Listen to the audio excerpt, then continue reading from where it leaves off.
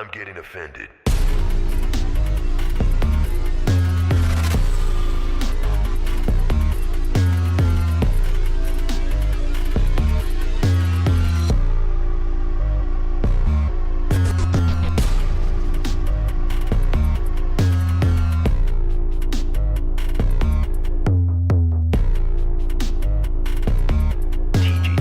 This was the phrase we thought of.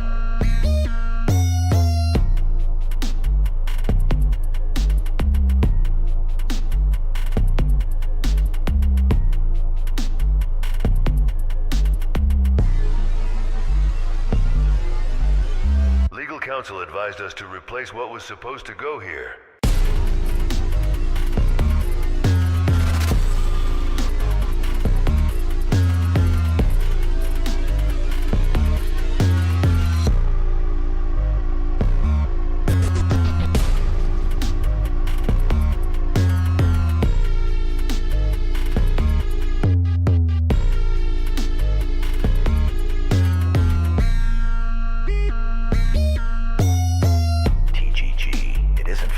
Someone gets hurt.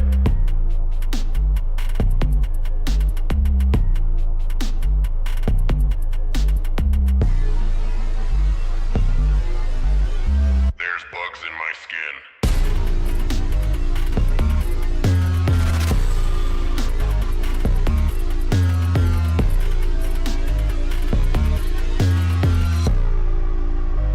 You're responsible for me.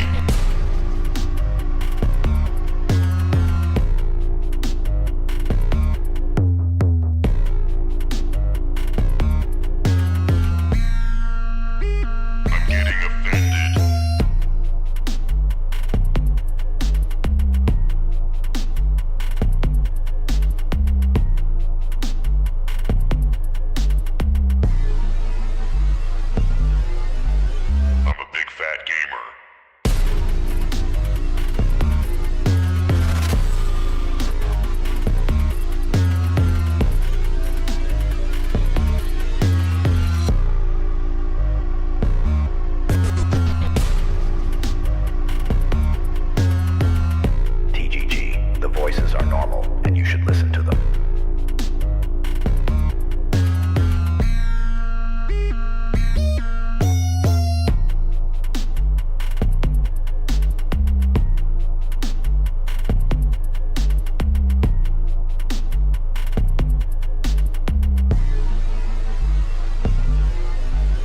TGG, I'm getting offended.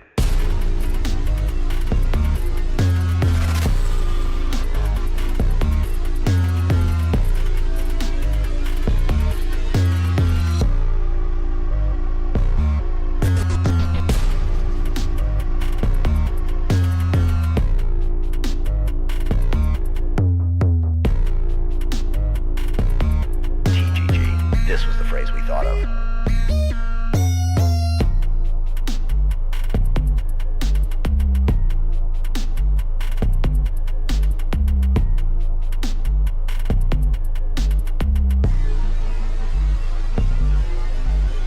Legal counsel advised us to replace what was supposed to go here.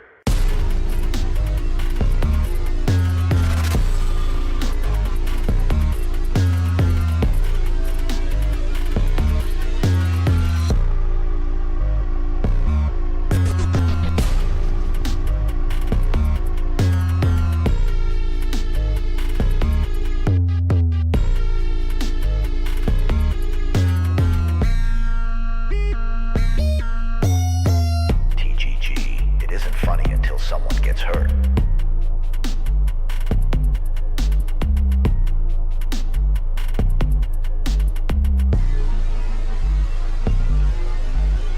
There's bugs in my skin.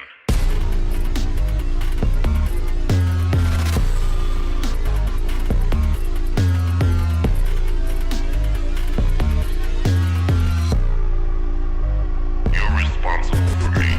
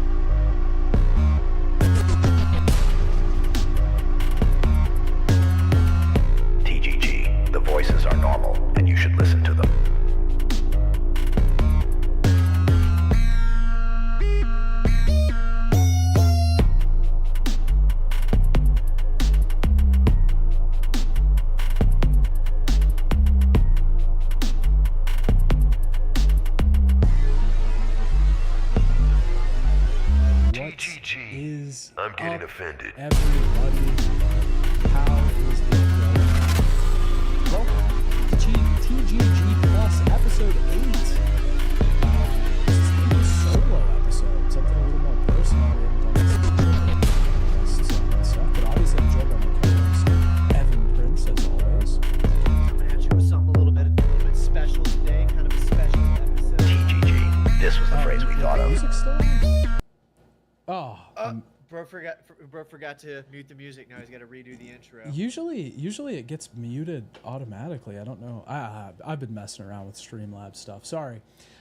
Anyways, Special welcome. episode today. Yeah, special episode. Welcome to TGG episode 8. We're glad to have you. I see you all in chat. Thank you for joining us.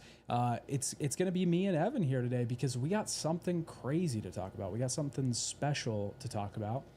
If you aren't in the know, or if you aren't aware, the Silent Hill transmission happened last night, and I did a little stream with Jared of Avalanche Reviews, and we watched it live. We watched the state of play where they showed off the first trailer for the game, and then we watched the Silent Hill transmission, and sort of gave our thoughts, deconstructed everything, but it was pretty fresh, you know? It was pretty fresh. It was at the time. It was as it was happening. So I figured it would be good to come on here today, kind of give our thoughts like a day out, discuss everything and how we're feeling about it now that we've had some time to sit on it, had some time to look back through the trailers and stuff. We'll go back through and re-look at some stuff today. I guess I just want to start out by saying, like how are you feeling about it, Evan? Because you weren't on our stream last night. So where are you at on this whole thing? Okay, so funny thing about the Silent Hill 2 remake. Actually, for those of you who are watching and don't know this, a little bit of Evan Prince lore. The first thing me and Son ever worked on together was a video on my channel last year called "Why the Silent Hill 2 Remake Can't Work." That is true. Yeah, it was cool. Now, my points actually had nothing to do with the game. I was just saying that the game is so relevant to people from when it came out for what it was at the time that a remake can't capture what made it special back then. The best it could hope to do was be more of an homage to it. And I still uphold. People thought I was saying the game was going to be bad. I actually said in that video, I don't know if the game will be good or bad or not. I'm just saying it's not going to be what Silent Hill 2 was. That said, I was not super optimistic about Silent Hill 2 remake. I didn't think very much of it. I went in with pretty low expectations, but I came out on the other side of the reveal and the transmission thinking it actually looks like it's going to be pretty fun. The environments are packed full of insane detail. Everything looks great. Some of the character models are shoddy, and I'm not a fan of the Maria redesign for plot reasons, but overall this looks like exactly the kind of game that I can play through and have a pretty good time with. I didn't really have a lot of problem. I didn't like the sunlight, but I don't think you did either. Yeah, that was one of my big nitpicks when it was happening, was the sunlight in the first floor of the Brookhaven Hospital. Okay, so you're a little sweet on it. You're a little sweeter on it. I'm a little bit. I was pretty skeptical, but when I say sweet on it, I mean I think I'm gonna end up walking on the other side of playing it, thinking that was fun. Mm-hmm. I think the discussion about the Silent Hill 2 remake is really skewed because people can't differentiate between a discussion if the game is going to be fun or not, and a discussion if the game is going to be worthy of being called Silent Hill 2 or not. Yes. Right? So people are actually having both of those discussions at the same time and not realizing it. Yes. So when you try to say, man, the game looks like it's going to be fun, the combat looks okay, they'll say, dude, do you not understand how they're doing these things wrong? And what they don't realize is they're having two totally different discussions. I'm not saying that I think the game is going to be replicative of Silent Hill 2, but I do think it looks like I'll have a good time playing it. It looks fun. It looks interesting. Yeah, I did. That was one of the big things I wanted to touch upon today. It's always been so hard to talk about this game in general, but it feels the hardest it's ever been right now, because it feels like you can't give a moderate opinion, because if you're positive about anything, there's going to be people that are angry because they think the game's going to be bad and you're being positive about it. And if you're negative about anything, there's people that think the game is going to be really good and they're really excited for anything Silent Hill. And you can't talk to them about it because now you have to argue with them about it as well. So and I hate this narrative that like the Silent Hill 2 fan base is so difficult to please, because it's not just that. There are both sides to this thing, and they're equally as bad. The people that are like, why would you criticize this at all? We're finally getting Silent Hill content. And the people that are like, this is going to be terrible no matter what. They're both really hard to interact with. And I think they're equally as bad.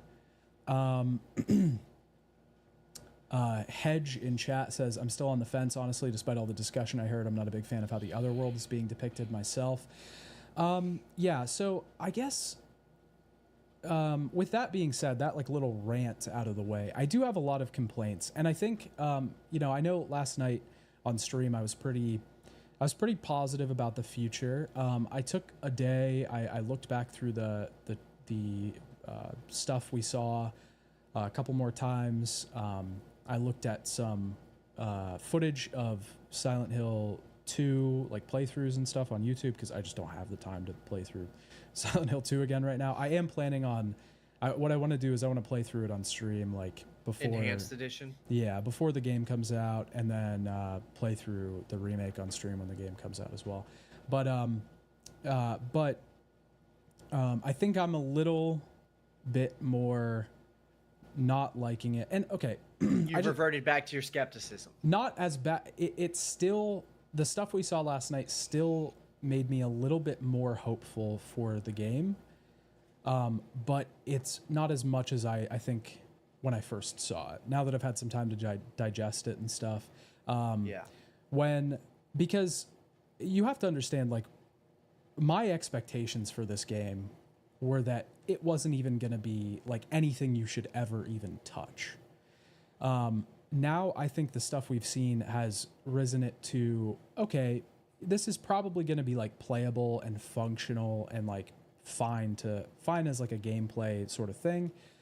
But, when I'm thinking about it, all of the stuff that we saw that looks really good is stuff that Bloober has never had a problem with. Bloober has always had good looking games with good environment, like good looking environments. They've always had that stuff. And their problems have always been with story, have been with tone, have been with dealing with sensitive issues and stuff like that. And so I guess, once I really processed everything, I was like, wait, this doesn't quell any sort of fears, because we just saw them do all the stuff that they normally do well. Yeah, but they're not writing. I mean, they are writing the game, but they're not really writing it. The story's already been made for them. Well, and plus they're working with a consulting firm, so it's guaranteed to go well. Sort of. Maybe we can get into that later. That's a big scope. But okay. So the first thing I want to say is I want to preface. Matt from Hidden Machine is in chat. He says, "Hey, what's up, Matt? What's good?" Based on what I've seen, it seems like it'll be a solid 6. Yeah, I think honestly that's like the best. Downpour was a 4, so that's the best we can hope for at this point, is like a solid 6. If it was a solid 6, I think I'd be like, you know what, fine, they tried.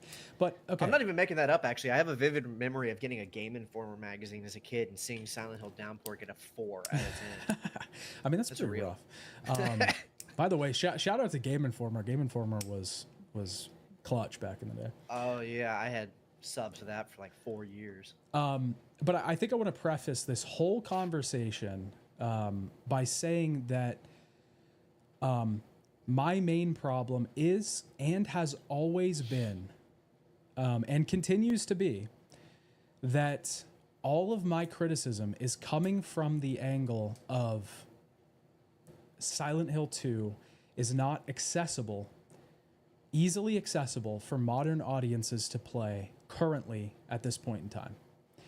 And when you remake a game when you remake something that is not accessible to modern audiences, they can't play very easily, that game becomes the definitive version of that game.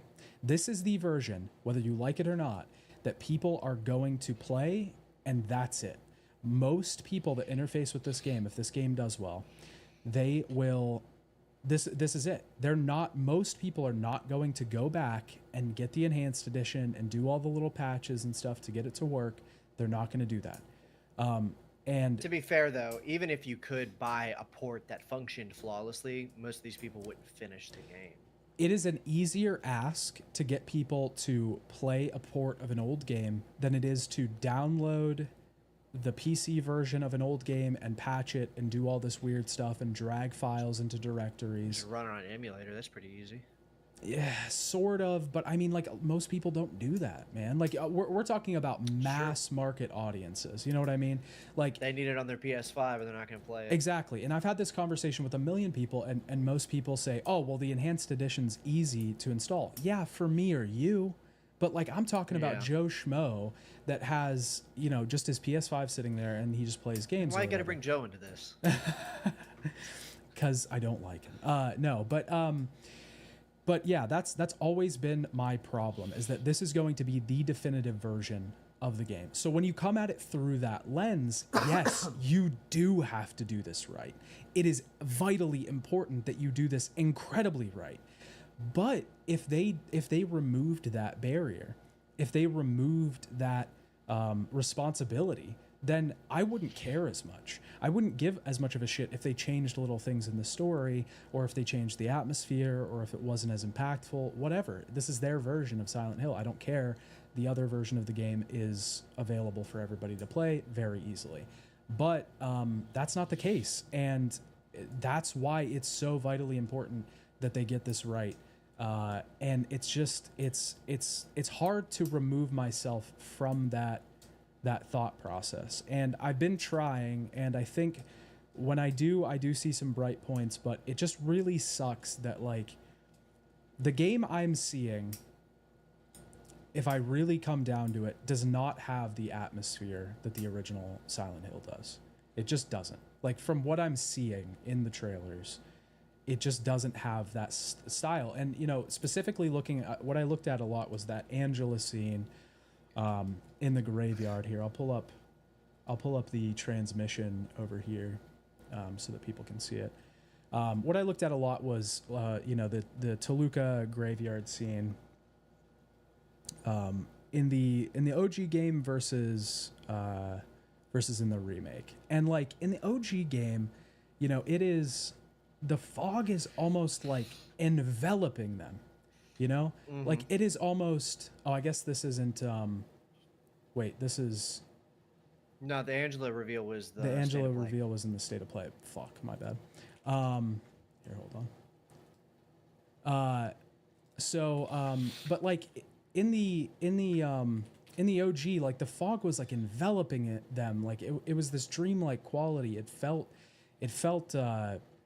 like claustrophobic almost. I know I've said that about Brookhaven a bunch, but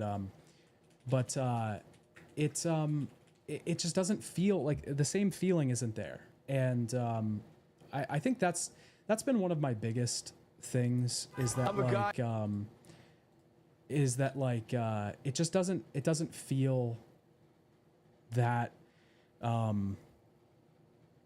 don't know, like, gross. You know what was a good way to describe it is, I saw somebody on Twitter say that, like, the design of Silent Hill 2 was like a scab.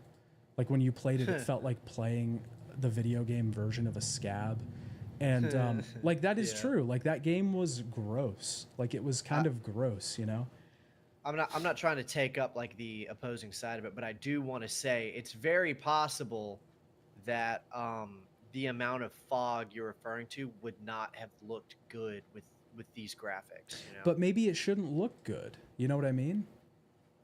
Well, she sure doesn't. So she definitely don't doesn't really care that much. Well, I guess so. I don't know. I think that's the point that I've come to, at least a little bit, is, like, it doesn't feel as and again, like I would love to be wrong. I would really love to be wrong on all this. If this game comes out and it's amazing and it does feel a lot like the original, or if they do something new that fits like so much better than the original, that would be great too. I would be happy. I don't want this game to fail. I don't think it'll fail. Oh, well, I mean fail like, you know, to us, not like critically, because like critically you it's mean gonna fail to be yeah, like fail to be good. So what? Let me see what people in chat are saying. About Angela, it drives me insane when people are saying she now looks her age, but that was never the original intention. She looks 30 to 40, but talks like a child. Yeah, I agree with that too. Like it felt like in the original game, that was the intent, was that she looked older, but she spoke like a kid and sounded like a kid. So it was this weird juxtaposition. Yeah, it's supposed to be. People don't really understand metaphors. Remember that time where the house is on fire and she doesn't seem to notice? They're like, I don't understand why she's not freaking out. Yeah. Well, she's supposed to look her age. Yeah. It's almost like, you know, there's implication of having been aged, maybe. Mm-hmm. I think believing they could hit the same level of the OG was always wishful thinking. It cannot be replicated, but if you look at the Resi remakes, Capcom at least did a good job, mostly RE3 aside. I like RE3. Yeah, Evan's an RE3 defender. It wasn't worth $60, but it was good. I okay, this is the last time I'm gonna say it, because I think from here on out I'm just gonna try and critique this game as if a port does exist. Because okay, that's fair. I'm just going to be repeating myself, but I will just say, like, yes, believing it shouldn't have to hit the same quality as Silent Hill 2 is fine if Silent Hill 2 is accessible to all audiences. That's the last time I'm going to say it, because I just don't. It's just not going to be an interesting conversation if I just sit here and repeat myself over and over again. Yes, they went for fidelity, realism, in a style that couldn't be as dirty as the original. Yeah, I think, and that's one of the other big things too, is it just doesn't look gross. It doesn't, you know, the Brookhaven Hospital thing, I've been harping on this on Twitter a little bit, but the Brookhaven Hospital thing is really a huge one for me. Like, tell me that this does not look like The Last of Us. It kind of does, but hey, that's not really fair, though. Hang on. Does that not look like The Last of Us? I don't think that's super fair, though, because saying The Last of Us just looks like a photo, an attempt to photorealistically depict like a dirty but hyper lived-in environment. You know what I mean? That's like looking at like a well-filmed movie and then saying, "Tell me this doesn't look like this. It's our other well-filmed movie." You know what I mean? It's not really a fair criticism, I feel. Because what I see there is, I mean, the sunlight, yeah, maybe weird. But other than that, I mean, you've got open filing cabinets and papers all over the place and a dirty ceiling. Like, I mean, how else could they have depicted that wouldn't resemble another post-apocalyptic I mean, look at the photorealistic game? floor. Why is there no, like, why doesn't it look gross? It should look gross, Well, shouldn't it? Oh, wait, is that, I didn't even notice that. Is that a little red thing on the table? Yeah, that's a save point. I didn't notice that. I don't think they might not be going necessarily for gross. They're definitely I don't know. not. They're definitely yeah, because it doesn't feel like that. Yeah, but I mean, I don't feel like all of the rooms in the original felt gross. I happen to remember a lot of the rooms in the original feeling like dry and like dusty. But I remember a lot of them not feeling gross, but so that whenever you got to a gross room, it felt extra gross. Yeah, I'll give you that. I kind of felt like I was being ping-ponged in between like really dry, like no one's been here, and then really wet, like there's gore everywhere. You know what I mean? That's how I felt about the original. I'll give you that. Maybe this one is just lighting, but man, that orange lighting is so nasty. I agree with you on that one. It is just nasty. One of your commenters was trying to roast me for saying that sunlight in Silent Hill is weird. I think somebody from Digital Foundry like was trying to say that Brookhaven was bright in the original or something. I could be wrong with that, but somebody. No, it definitely was not. I even looked it up to see if I was misremembering it, but I was like, no, it was like dark. It's just dark as fuck. You can't see anything. It's dark at first, and then it gets darker. Yeah, yeah. I don't like that, man. It's a change, and it's a change they made. And again, like, I don't want anybody... It also doesn't make sense, because I guarantee you there's not going to be sunlight outside right before you enter. Yeah. You know what I'm saying? Like, it's going to be foggy and dark outside, and then you're going to enter, and there's going to be sunlight coming through somehow. Yeah. And I don't want anybody to think like that. I think this game will probably be playable and it'll be fine. And it's probably just going to be like a modern AAA horror game, you know, like it's probably just going to be that. And it's a shame, you know, it's a little, it's kind of like, I think I've reached the point where I'm like, I'm not angry. I'm just disappointed. You know, I'm like, it just kind of hits me like here a little bit. It's like, it's just sad. I think it's a little more sad than anything else. But I think, I don't know. I don't like looking at this. This doesn't look nice to look at. It looks, I think Tac 2 just kind of nailed it with his comment. It's the same as A New Hope versus The Phantom Menace. The first one was limited by budget and forced to be creative. The second was limited by investors and was forced to be accessible. That is a really incredibly clever way to put that, Tac. That is good. That's really good. Yeah, it's and I mean there's so many examples of you know, forced, like, technical limitations producing insane things in games. And it's just man, I just feel like we're in this fucking dark place now, man, where it's just like why do you need to use the tech? You know what I mean? I guess you have to make the game successful. I don't know. I don't think that Bloober is like purposefully doing this because they have any sort of agenda. I don't know why I keep reaching for this coffee. It's cold. I don't think they have any sort of like agenda. I don't think like anybody's like trying to do anything on purpose. I think this team probably has good intentions, and I think that this team and Konami probably, well, maybe not. I don't want to give them that much credit. They don't have good intentions. But I think this team wants to make a faithful remake of Silent Hill 2. I just think some of the choices that they're making are a bit lame, man. It's just a little lame.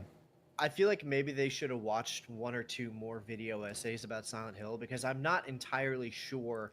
You know, they're making the damn game, and I'm not entirely sure they know what the game is about.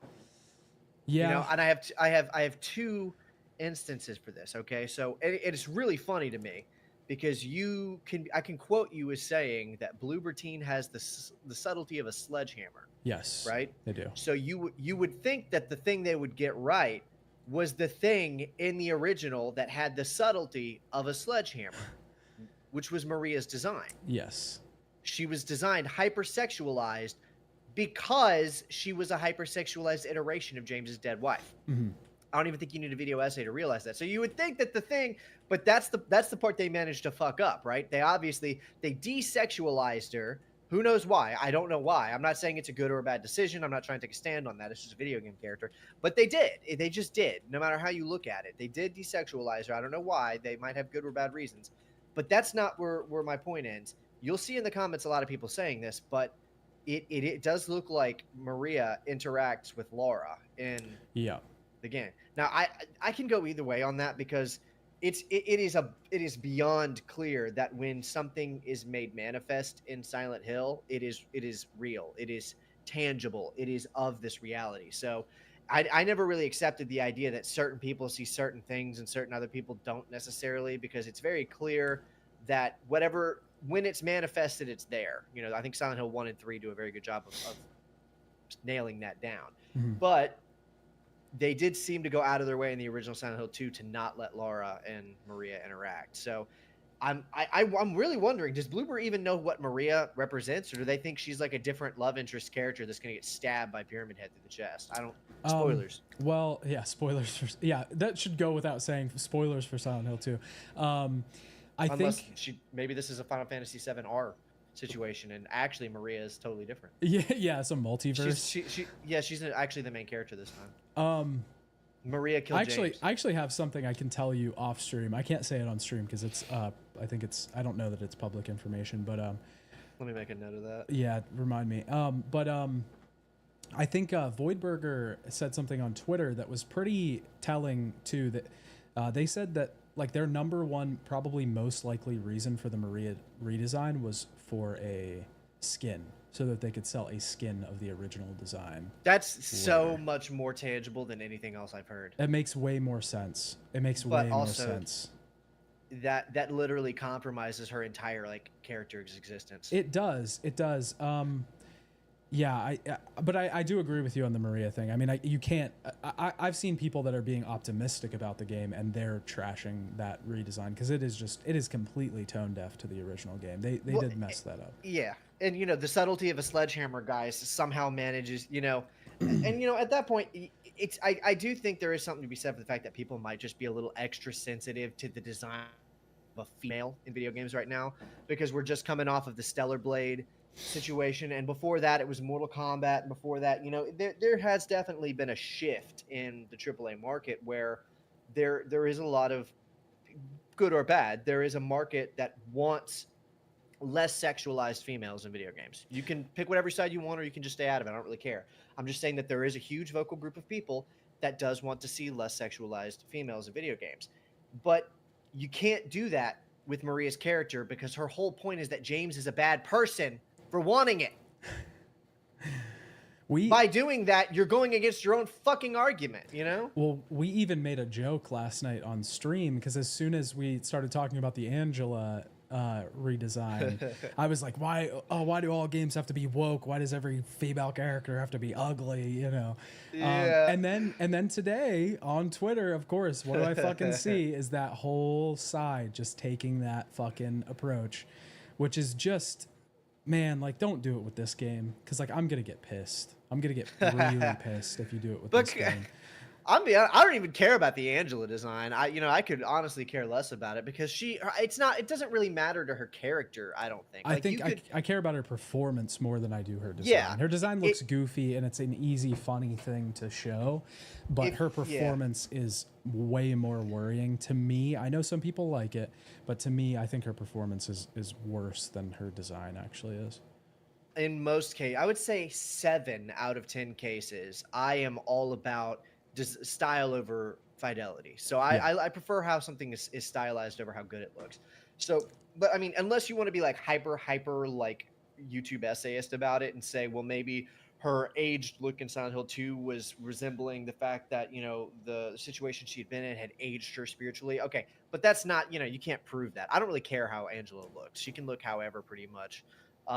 That's not a big deal, but it's pretty crucial to Maria's design. Maria and Mary can't look that, they're supposed to look the same, but so different based entirely on how they're styled. Mm-hmm. Like that's where the difference is. Yeah. Right. They can't be wearing very similar clothes, Yep. You can't picture Mary having worn what Maria is wearing. Yeah. Yeah. Yeah. It's not the contrast isn't going to work if they're and similarly dressed. I can picture like a normal woman dressing like Maria is dressed in Silent Hill 2. It's just a dress with a jacket on top, Yeah. And that's kind of a problem for the maybe, character. To give them a little bit of credit, maybe they were more worried about the backlash of hypersexualizing a woman in a game versus getting that sticking point right, and I'm not saying it's right, but just to play devil's advocate a little bit, maybe they were a little bit more worried about the backlash of that than. Yeah, but it's not a new game though, it's a remake, so your target audience has already made it clear they're fine with how the character was designed if you replicate it. Yeah. It's with a new game, it's like you don't know whether or not they're gonna like it or not, but in this case you're appealing to an audience who's already vocalized we liked the original. That includes the designs. Well, they're not really appealing. She's not. Their secondary quest, if you will, is to appeal to us, but their primary quest is to appeal to a new audience that doesn't know about the original, and upon viewing a trailer for the first time would not know that context. You know what I mean? I see Matt in the chat saying Maria in the original isn't even that sexualized visually. That's true. I want to argue that only so much to say is I think she's sexualized perfectly because she's sexualized believably. Yes. Yeah. That's the thing, right? But she's not like in comparison, in conjunction. It's not like a fantasy game, right? Yeah. Yeah. She doesn't have fucking.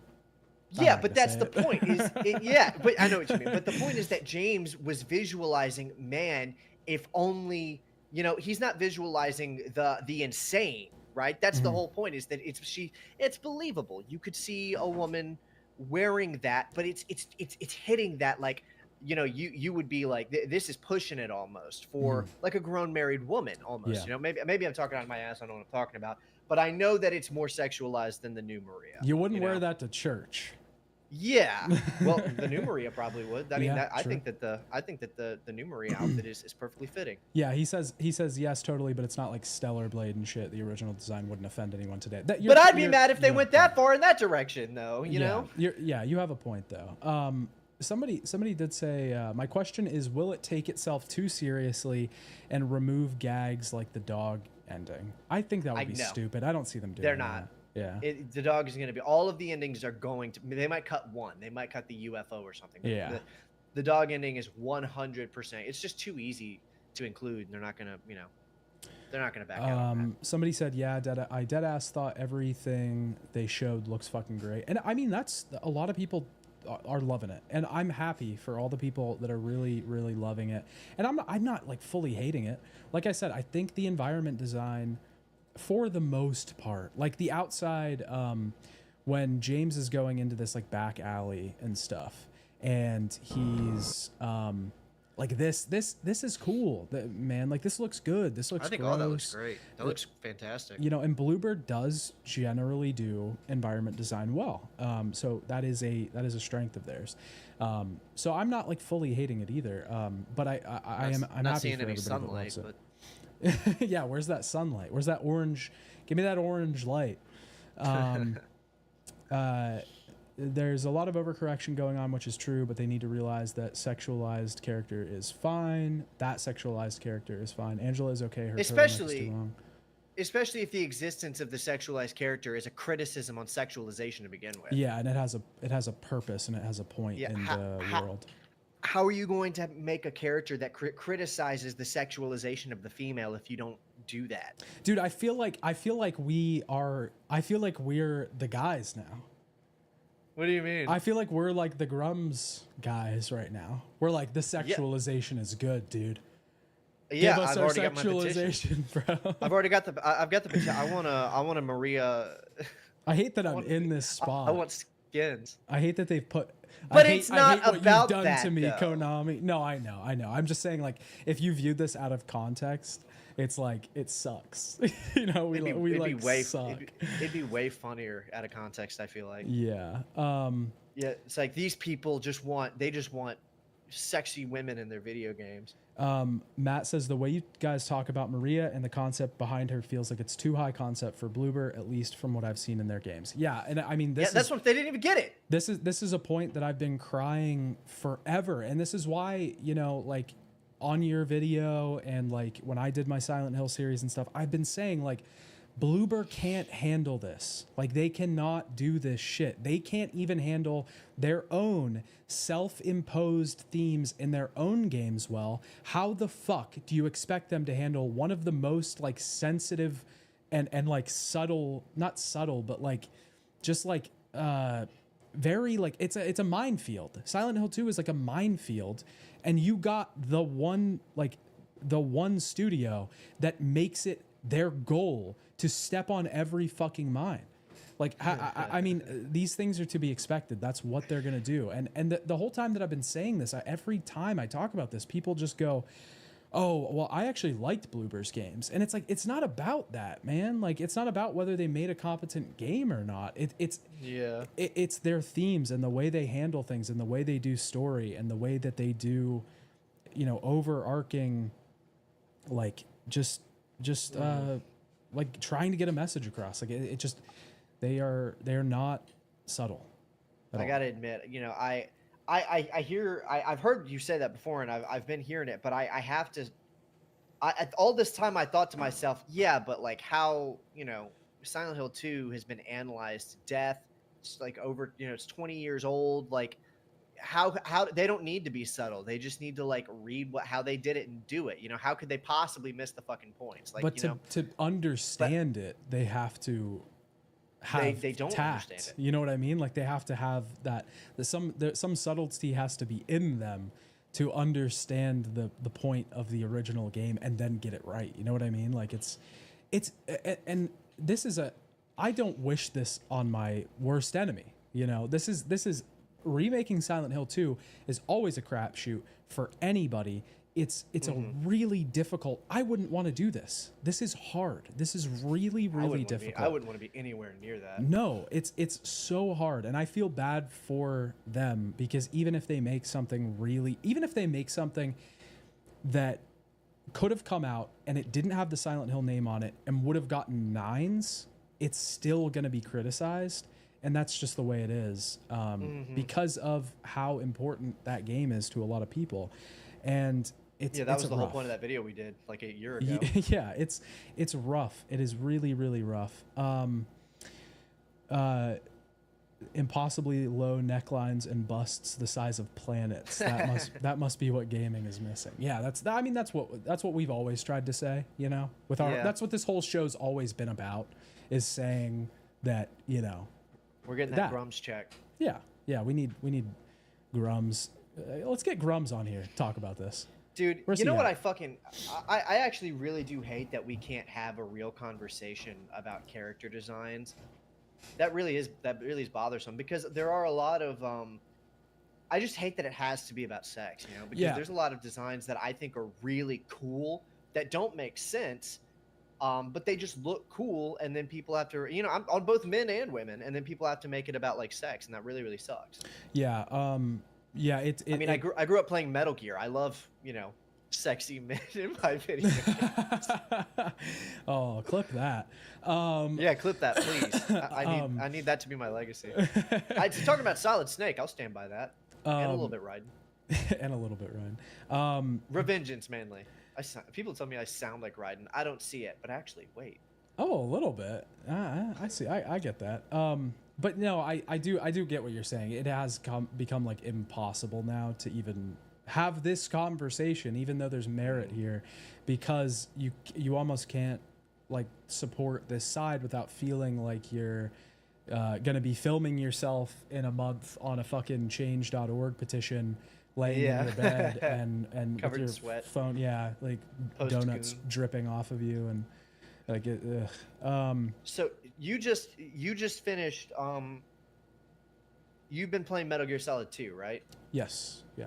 So you should know about a video game scene in that game where Raiden is completely naked, running around, killing dudes, holding his hand over his junk, right? You know, I played Metal Gear Solid when I was a kid. And I didn't really like get it, and I couldn't figure out the stealth because I was like too young. I was like, wow, I should just be able to kill everybody. Why can't I kill everybody? But I remember the first time I saw not Silent Hill 2, Metal Gear Solid 2 was when I was reading through Game Informer, and they had like a list of like funniest things in video games or something, and one of them was like Raiden holding his hand over his junk, and I was like, what is this? This is from Metal Gear Solid 2. But I'm familiar with him nude sneak. So the thing about, I wonder about that, like if that came out, you actually could not do a sequence like that in the modern day. I don't think, you know, could you you definitely couldn't get away with it if you had a female protagonist, but even with the male protagonist, could you get away with that, you think? I mean, without criticism? I think like, I don't even think criticism would be the big point of that. I think it would be that like, that is just such that only, and I hate to say this, but like a Kojima game is the only game where you can do that. Because he does cartwheels like that. Yeah, he does. I was doing that today. I accidentally did that because I was trying to get away from a guard, and I did a cartwheel, and I was like, oh no, I don't want to see this. Like, you know, I've beaten Sons of Liberty like 15 times. So yeah, but I think that only works in something not like. Making a case for myself. No, you're not. You're digging a deeper hole.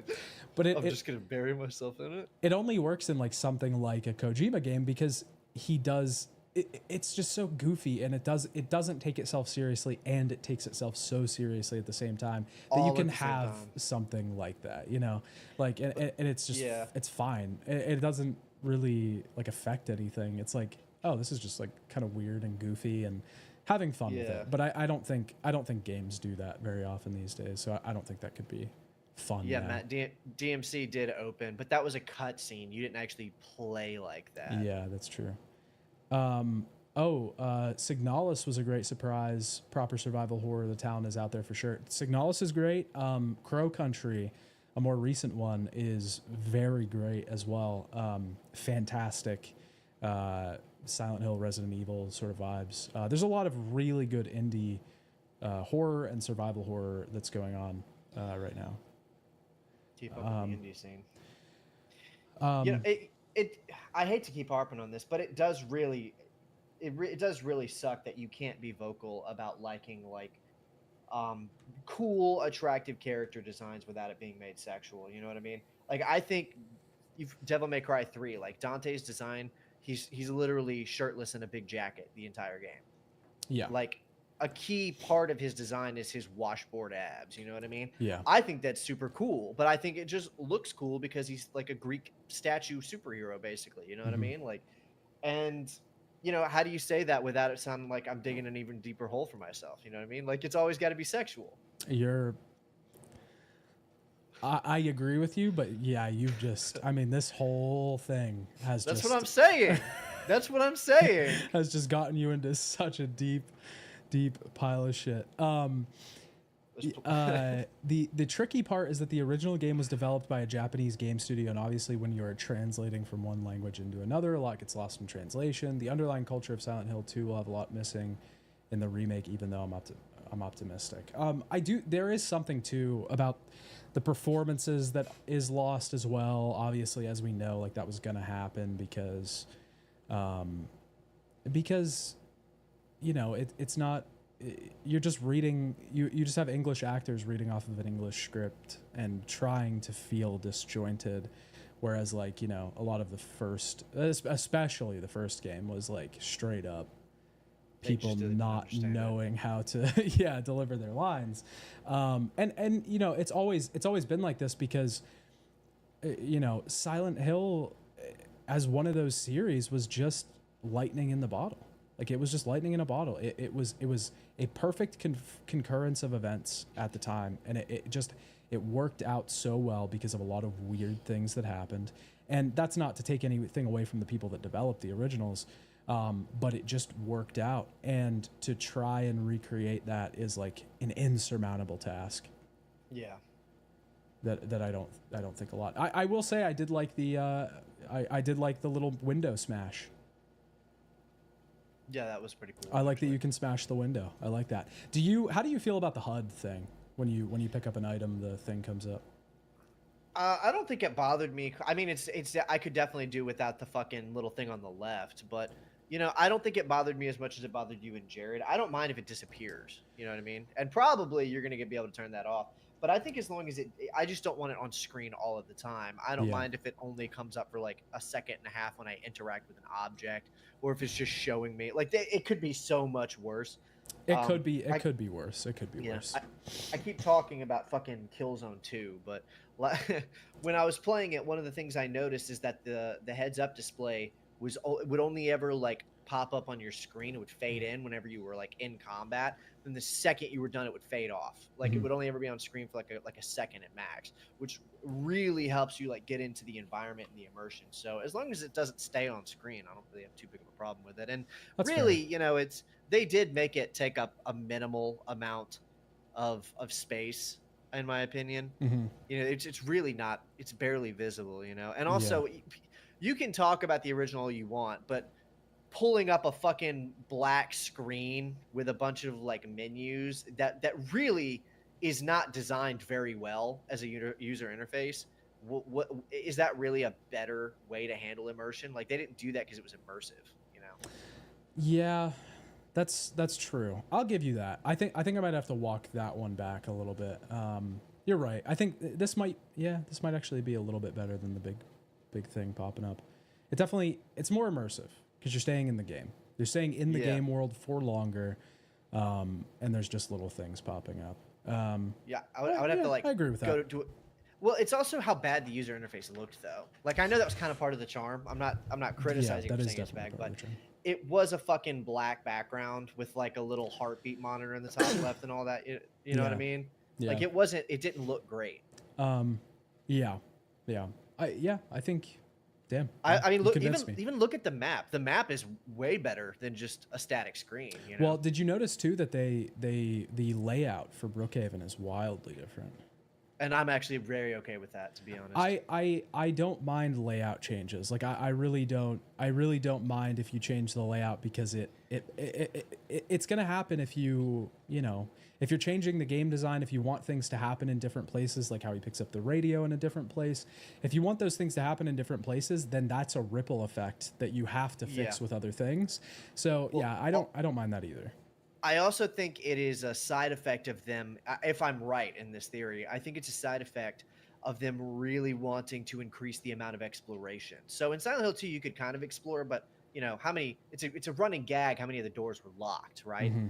So if they're doing what I think they're doing, which is really trying to open up how much stuff you can find, how many rooms you can look in, and things like to that degree, you have to change the layout. See, I'm a little bit divided on adding exploration, because I think one of the appeals of like Silent Hill 2, specifically thinking about the hospital, for me was almost feeling like I didn't want to explore, because I was like terrified to go into the hallway. You know what I mean? Like you're like, yeah, I know where I have to go. I need to go there. I don't want to be in the hallway for that long. I don't want to be trying doors. I don't want to be messing around, like I could.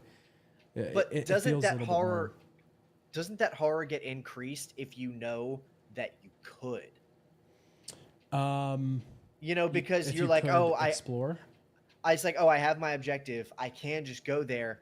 But the fact that that you can explore means that for a fact there's things in there instead of, you know what I mean? Oh, so what I'm saying is, I think if they're gonna make exploration an option, then they're probably gonna like it's not gonna be as like painfully horrific to travel the hallways, because they want you to explore, right? So if it's, so you think they're going to incentivize exploration? Yes, which I think will probably, and this is just like a theory, like I'm theory crafting right now, but like I would assume that if they want you to explore, they're gonna make it a little easier to explore. So it's not gonna be like fucking terrifying to go down the hallway, and that's some of the appeal. Like man, Silent Hill 2 is scary. Like it is scary, and this is like just a dumb thing to say, because like everybody knows it, but it is fucking terrifying to be in that world. Do you think Silent Hill 2 is the scariest one of the original 4?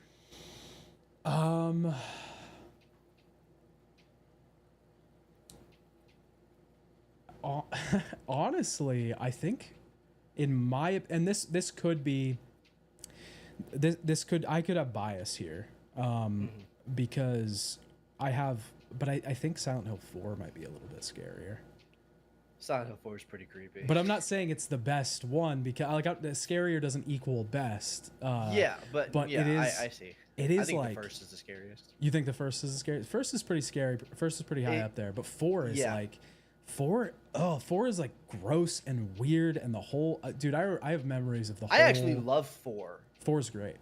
I think 4 gets a lot of hate, but I love 4. 4 I actually really like 4 gets hate because there are miserable parts about it that are like, especially like the fucking escort shit with what's her name, Eileen or whatever. The escorting Eileen stuff is really sucks, bad. man. But and the escalator. Yes, oh god, dude, that's so frustrating. Like, what the fuck? You can't even do anything. Yeah, but 4 has flaws. Yeah, but it is like it was trying so many cool, interesting things at the time, like with the room. It's and one of a kind. There is no other game like it. You have to play that to get that experience. Yeah. I love 4. 2 is actually, this is controversial. 2 is my least favorite out of the original 4. There's a lot of that sentiment is growing. Like I've seen so many people lately, and I like it. 2 is my favorite, but I think 2 is your favorite. Yes, 2 is my favorite, but I think like I'm happy that other people are like, hey, 3's my favorite, 4's my favorite, 1's my favorite. Like that's awesome too, because they're all good. How do you rank the 4? Oh damn, that's hard. For you personally. I think 2 is tops. Okay. Then 1, then 3, then 4. That's fair. That's a fair ranking. I think I would say 1, then 3, then 4, then 2. 1, 3, 4, 2. Okay. Yeah. That's in order of my favorites. 1 is my favorite. That is bar wild. none. You have to Yeah, that is a hot take ranking. Yes, I love the first game. The first game is actually amazing. I was thinking about, I did a video on Silent Hill 1. I was thinking about going to the others, but I actually just don't want to because I really like the first game a lot. It's my favorite. And then I love 3 too. I feel like I share Jared's sentiment that 3 does everything the others do better than they do it.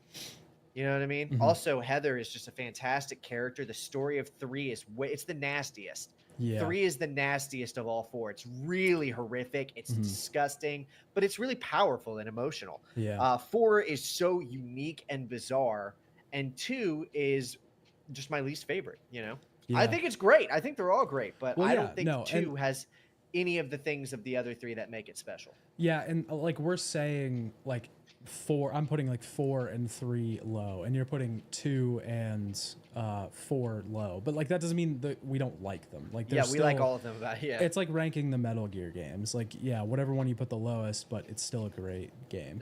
We still love it more than most other games. I mean, I'm wearing fucking Silent Hill apparel right now. Yeah. It's such those 4 games are so such an unmatched run almost. Okay, so the 2 remake probably matters a little more to you than it does to me. Yeah, and just this is by a little bit. We were because, we were talking about this last night too, because Jared was like, he was like, when they announced the Silent Hill 2 remake, I was like, yeah, he was like, as long as it's not the 3 remake. Yeah, and because 3 is his favorite, but yeah, like it does matter to me a little bit more. There's a clip I put in the MGS video of a clip from Police Knots, and it's where the main character, John Ingram, he says, the police knots matter to me, damn it, or like something like that.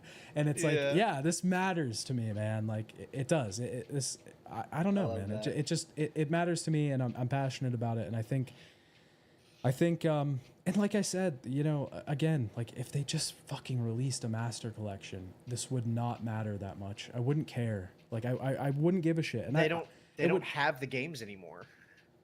What do you mean?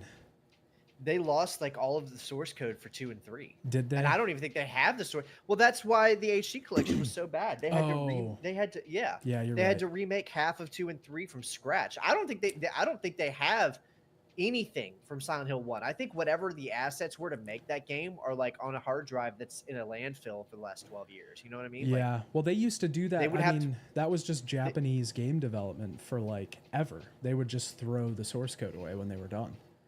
A lot of the Final Fantasy games were the same way. I don't think you can just make a master collection of those games because you would have to either... I don't even know if you could you couldn't do the first one because it wasn't made for PC. You might be able to get a PC copy of 2 and 3 and like reverse engineer it or something. But if you wanted to do 1, you basically have to remake it from scratch. You know what I mean? Yeah, I emulation, like just emulate it or something. Like that's what they do with half of the titles that are on the fucking PlayStation Store. That'd be their only method. You'd have to. Silent Hill 1 was on the PSN store for a while. Yeah. I don't think it is anymore, but that's pretty much that they would just have to emulate it. You can't do like a port. I don't know. I just think like whatever they have to do, it solves a lot of problems if you do that. Oh, by the way, I was trying to look for this earlier, but I could not find it. I forgot where they showed Maria, but yeah, this is Maria's design. Her new design. Lost the It's just pink a dress with a leopard. jacket. Also, how do you feel? I guess we haven't talked about this really, but how do you feel about the fucking collections? What do you mean collections? The editions of the game. So they got the standard edition, which is just the game. Then the standard edition pre-order. So if you pre-order the game, you get the Mira the dog mask, and then the Robbie the rabbit mask only on PlayStation 5. If you get the deluxe edition, then you get the game, digital art book, soundtrack, and the Pyramid Head mask pizza box. And then if you get the deluxe edition pre-order, you get all that stuff, and then you also get 48-hour early access. Mm-hmm. Okay, so do you remember earlier when I was talking about how 2 people can be having 2 totally different conversations at the same time and think they're having the same conversation? Yes. So that's what I see happening a lot with this, because you have to differentiate. Are you asking if it's good that Konami and Silent Hill 2 is doing this, or are you asking if additions themselves are a bad thing for the industry, right? And people are having those two conversations at the same time and not realizing. Silent Hill and Konami doing this makes perfect fucking sense, right? Every other game is doing it at this point, and there would be leaving money on the table. And there's an argument to be made: if you do not like it, don't get the deluxe edition and just get the standard edition. But then people would say, but they're gating content. Right, but first off, none of it is necessary for the game. It's all additional bonus content, and they're within their rights to sell that. So it's all separate content. It's not part of the game, as long as media has been around, you've had to buy the soundtrack separately. You've had to buy the art book separately. Now, granted, this is digital. I think. I'm sure there's some people making the argument that they're gating the skins or whatever. But I agree. Like you said, it's to be expected. I think the biggest thing, at least for me, that I fucking hate, and this has become a trend in gaming, is the 48-hour early access. I hate that. You have to pay. Why do you hate that? You have to pay $20 to get early access to the game, which is what most people are going to fall for because they just want to play the game early. They want to play. It is effectively saying that if you don't do this, the game comes out 2 days later, because that makes the effective release date not October 8th, but October 6th. The game is released October 6th, but if you don't pay extra, then you have to wait 2 days. Okay, now here's the thing, and I don't have like a super staunch stance on this, right? So, but just from the way I understand it, explain to me why that's necessarily a bad thing. I think it's because it could be abused in the future. There's like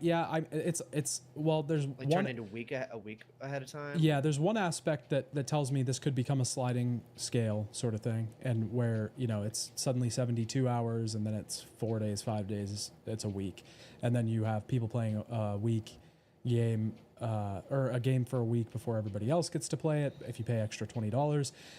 It's almost even worse that it's only 48 hours, because holy shit, $20 to get 48 hours. But you don't have to pay that. You don't have to, but I mean... I just don't understand. I'm not fully understanding why it's a problem. If I build something and I say, hey, I have this ready, if you want to come get it on this day, we can do that. Or if you want to pay an extra $20, I'll give it to you now. Matt makes a great point. Says people have FOMO hardwired into themselves, and this exploits that. You won't be able to go online without seeing spoilers. It's just a chaotic move to pull.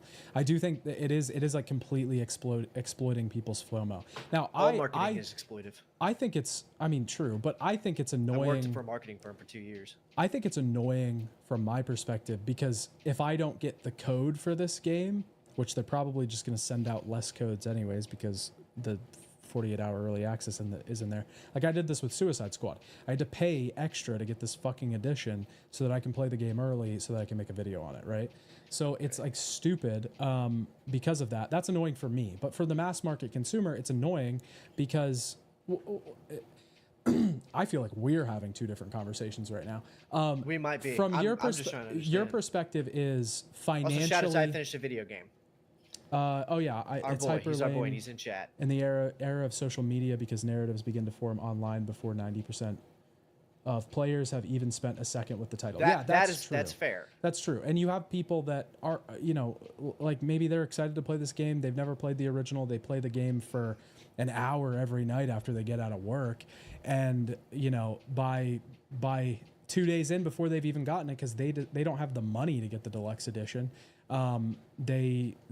shit's already all over Twitter and stuff. But yeah, I think it's a little gross. It's gross. From a moral standpoint? Yeah, I think so. From a financial standpoint, I get it. Like, yeah, of course they're going to do this because it makes more money. They're going to do whatever they can to make more money. Well, I just think I want to know what is their incentive not to do it? So like, not financially. Like, if we were going to make it a cultural thing, financially 10 years ago, it would have been way more incentivized to make incredibly like sexualized female characters, but now they're backing up on that because culturally it's starting to kind of not be so as by. So if you were going to say this needs to be culturally attacked, what is the cultural reason for there to be reasonable backlash to purchasable 48-hour early access? I think I mean culturally it's just not everybody gets the content at the same time. That is literally gating content behind a paywall for time period. Like it's time gating content behind a paywall. That's what console exclusives are, though. Effectively, they've become that, but they weren't necessarily in the past. Like Console that's exclusives only a pretty, were always a gate. You just pay $200 to get the console, and now you can play it. It was a gate, but like now it's like time gated like this because eventually it's gonna come to PC. But like before, it was just I that wasn't really time gated. That was basically like you have to buy this on our console. But you were gating the content. I mean, you were gating the content to incentivize more money. Honestly, exclusives aren't that great either. I don't really think any console should have exclusive. I think games should be on all consoles. Culturally. Okay, so you're not big on exclusives either. I mean, no. If we're being real, like yeah, every game should have every console. Everybody should be able to play the game. But no, that's not realistic. I don't think it's realistic to ask them not to do this either. I just think it's gross. Right. I'm not necessarily trying to argue for them doing it. No, I know you're trying to break it down to understand it. I get it. Yeah, I don't know that I just don't know that I have a super strong opinion on it. If I'm being honest. Yeah, because that's fine. I don't think you have to. The thing is, like, I occasionally will go do DoorDash for a little extra money, right? Mm-hmm. Do you know how long it takes me to make $20? Like 45 minutes. Okay, yeah, you live in a big city, so that makes sense. I mean, it's not huge. I mean, there's a lot of bigger and smaller cities, but I mean, come on, it's how hard would it be to just go? Maybe not for everybody, but I don't agree with that. If I wanted to play it 48 hours early, dude, I could go deliver food for an hour. Some people are struggling. Some people are. I'm fucking struggling. Yeah, exactly. But a lot of people. I'm door dashing for extra money. A lot of people, like people have families. People just don't have the time to do that shit. You know what I mean? Like there are people that have like. But if you have a family, why do you care if you wait an extra 2 days, though? I don't think because you have a family, you shouldn't be able to enjoy video games. Well, of course you would still enjoy video games, but I mean, like, if you're so busy, you don't have an hour to go. I guess that's a good point. I'm saying you would have 5 hours to play the video game. This stream might as well be called Shia LaBeouf in holes because you're digging some more for yourself here. That's all I'm saying. How am I digging more holes for myself? I think you're basically making the argument that go out, make more money, you poor. That's not what I'm trying to say. I'm trying to say it's not. I'm not trying to necessarily say that. Obviously, I barely have any money too. I'm just trying to understand why it's a negative thing to offer early access to a video game to those who really care about it. If you're a fan of something and you want early access, it doesn't seem like it's really like gross to say, hey, I'll give it to you early if you want to pay a little extra money for it. That almost seems like it gives fans a chance to. I think it's just like. Everybody should be able to play it at the same time, especially since the world's so interconnected now. People are just going to be spoiling the game online. I mean, look what happened with fucking like Star Wars. Look at what happened with like the Force Awakens. You remember when that came out? Like, dude, I was running around. I had already seen the movie, so I didn't care. But there was like guilds going around with like people had changed their guild name to the spoiler from that movie. Like, and like the shit with like Harry Potter when that came out, like people are always going to spoil shit. And 2 days is like an astronomically large amount of time in the internet to get rid of that. Okay. I need to be clear. I'm not really coming at this from the perspective of the company wanting to make money. I'm just thinking about what if there are people who want it earlier and are willing to pay for it? Or should they be restricted from that?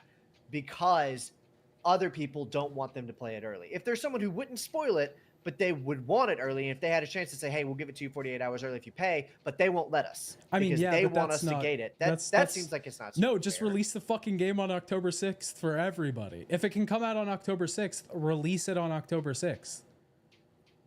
Don't make me pay more to get it on October 6th when the game can come out on October 6th. You know what I'm saying? I mean, that's fair. Yeah. That's fair. Like, fuck that. That's bullshit. Fuck that. It's dumb. It's stupid.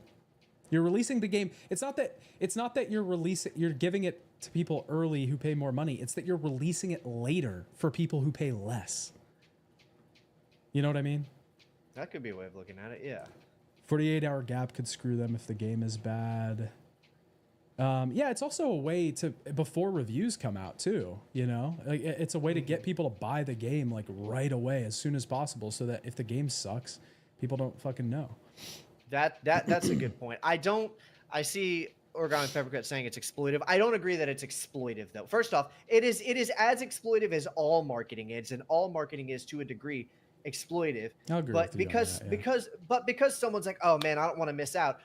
Grow up. You're not being exploited because you don't want to miss out on a video game experience. You know what I mean? I don't think it is exploitive, but it's as exploitive as all marketing is, which is meant to exploit to get money out of you. I agree with you that it is as it honestly, it is as exploitative as like stupid fucking skins selling your deluxe edition with stupid skins. It's the same amount of exploitative. There are people who would condemn all of it and say everything should be in the game and it should be released as is, full price. You know what I mean? I think it should. I think it should too. In an ideal world, yes. Like back 20 years ago, you would just be able to get these skins as collectibles by doing some shit. But is that realistic? No. The modern world allows this stuff, so they're gonna do whatever they can do. That's also why that's why I was saying about the sliding scale earlier. Is like, yeah, like for now it's 48 hours, but what's it gonna be in 2 years? It's gonna be a week. And it's gonna fucking suck. And it's not. That's how they increase the price of games past $70. Is now the default price for a game becomes $90 because you have to buy the deluxe edition. Because what are you gonna do? Wait a whole fucking week? You know what I mean? Like that's you don't even have to use the argument of inflation anymore because we just do it with deluxe editions. You get to do it early. You get to increase the price early. I did the calculations for the inflation over the last 20 years, and it does not warrant nearly the huge price increase. By the way, yeah, no, the games. It should be like an extra $2.75. Games are fucking ridiculously priced. I was so sick of seeing people on Twitter going, "Oh, they have to increase the price of games because games are getting more expensive and blah blah blah and all this shit." Like, oh, okay, like. Why don't you just apply for a job as the marketing for that company then, the PR department? Like, what are you doing? Like, okay, cool. I gotta say, I don't know if I agree with Matt saying. Matt is saying all marketing is exploitive and evil, and he also says it's not the same as promoting a product. I mean, that it is though. I mean, you can say that marketing, as you define it, is the special part of promoting a product that is evil and exploitive, but definitively though, marketing is promoting a product. But there are forms of marketing that are exploitive. I don't think you can just say, if it's evil, it's marketing. If it's not evil, it's promotion. That doesn't really feel fair. Yeah, no, I think it's just, it goes hand in hand. But I mean, you gotta, I mean, that's what sales is to a degree. Now you can think it's evil or wrong, or maybe even morally questionable, but when you're trying to sell somebody something, you are trying to convince them why they need it. Yeah. You know, that's just what it is. Maybe that's bad. You know, in some cases, that's why people don't like car salesmen. Maybe it's bad. But in some cases, it can be good if they really actually could benefit from the product. They shouldn't not like car salesmen. They should not buy a fucking new car. How about that? Don't get me started on cars because I'm gonna get on a car rant and we don't want to. We had a whole conversation about that. Yeah, I'll rant. I'll rant about cars. Shouldn't even be talking to a car salesman. My car is like 13 years old and I've had it for like 7 years and it's fine. It's fine. It's gonna be fine for like 3 more years. It's fine. Keep your oil changed. You know. Take care of your cars, man. I finished the video game says. Oh no, you ahead. You were gonna read it. My local magic shop advertised its Friday night tournament with some vicious exploitative marketing. Yeah. No, yeah, I get what you're saying. Oh yeah. $70 for a game is crazy to me. No disc now either. $70 for a digital download should be criminal. Yeah, that's the other side of that too, which we get into. I feel like every single episode we talk about physical editions, because I mean that's a thing too, you know. And it's just they've literally removed shit you get, and you get less and you pay more, and that's always the way it's gonna be forever. With everything, you know, you get less and you pay more. Yeah. I do feel like I need to make it clear for some of the people in the audience that I'm not necessarily taking a side to defend the deluxe edition of Silent Hill 2. But Evan is in like a Holes mood tonight. You know, he's. If we agreed on everything, the episode would be boring. I know, right? I It's know, more fun yeah, to break it it is. down. Of It's more course, fun to of talk course. about it. And you just happen to get to pick the side that is more in line with the common consensus. I'm loving it. I'm for I the bet, common yeah. man right now. I'm out there. I'm rooting for you guys. I'm Stone Cold And Steve I'm, Austin right now. You're I'm, fucking. You're. I'm big business. I pick Corpo in Cyberpunk. You're Triple H, dude. You're Vince McMahon right now, dude. I'm Vince Stone Cold McMahon. Steve Austin. I'm drinking beers, dude. I'm having fun. Yeah, I'm Triple H. No. Matt says, saying I have this product, check it out, is not the same as hiring psychologists to figure out how to push people into thinking they need a product. He does have a point. He does have a point because like if you say like if you like make a post on Twitter and say, "Hey, watch my new video," that's not the same as marketing your deluxe edition with 48-hour access. I do hear that sound, Matt. I think that's his pen. Oh, it's dude, I gotta quit doing that, man. I gotta quit doing that. It's like a tick with my hands. I can't. Also, thank you, Origami Paper Cut. No, I like that you poked it. No, he always does that, and I do want to I want to give shouts out to Evan because he always plays devil's advocate for me, and sometimes it works better for me because I just don't think about the other side like all the way through, and then you break it down, and I'm like, actually, you do make sense. So I'm very, very particular about cold coffee, drinking cold coffee. What the fuck am I doing? And you did it accidentally, didn't you? I did. It's disgusting. God. I really, it is very important to me to understand both sides of any argument. I don't know why, but I don't like arguing with people, but I do love like banter and debating, and I love understanding things and thinking about things.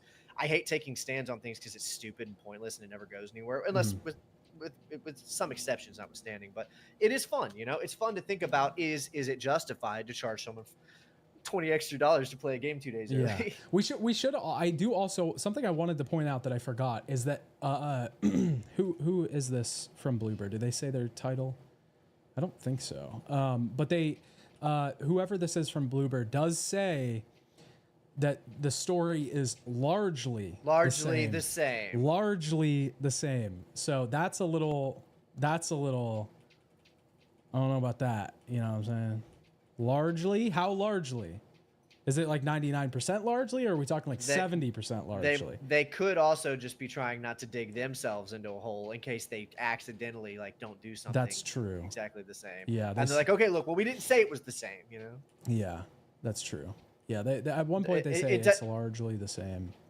It doesn't mean that Pyramid Head is going to turn out to be Mary all along. All right. Yeah. Yeah, it's Speaking just of which, it's a little. Do you think they're gonna let you equip a greatsword and drag it through the sewers? Oh God, man! That would be so good. That's all I want. We could sit here and talk about like, I don't know, like okay, actually, this is a good avenue that we haven't really talked about. What is like so? What I was saying earlier is like I think the most important thing with this game is stuff that we can't really tell until the game comes out and stuff we haven't seen. And that's atmosphere and that's the story. What do you think is like worst case scenario? Like realistic worst case scenario, something you can actually see happening in the game and like, you know, with story or atmosphere. And I think I actually really, this isn't me being like bantering. I genuinely think we're in pretty good shape right now because the worst case scenario from what we've seen is that the game, it just isn't very fun, you know, because the thing is, even they're probably going to mess up a lot of the nuances, but like if they even like not even 1-to-1, if they even mostly just duplicate the story and they keep all of the endings in there, you know, you're gonna get it. You're gonna figure out what happened. It'll just be like a lesser version of it. You know, I think worst case scenario, not to dig myself another hole, but worst case scenario is we don't see some implication of James snuffing out his sick wife with a pillow.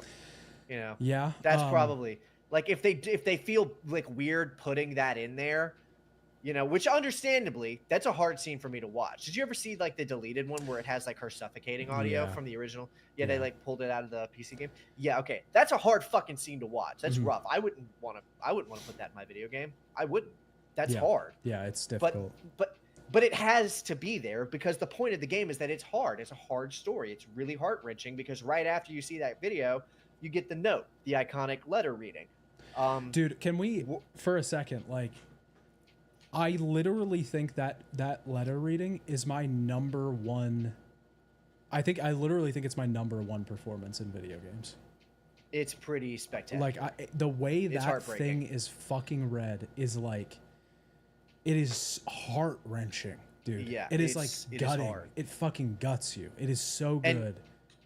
But Ugh. that's why I'm saying worst case scenario, because it's only that powerful because it comes shortly after watching the tape, Yeah, yeah. right? Mhm. If they don't, if they miss that, right? If that's where they decide they're gonna miss, if that's where they miss, then no matter how good the performance of the letter is, it won't have the same impact. The point is James is an awful human. I mean, not even that he's an awful human, but that, you know, that's a really awful, awful, awful thing to do.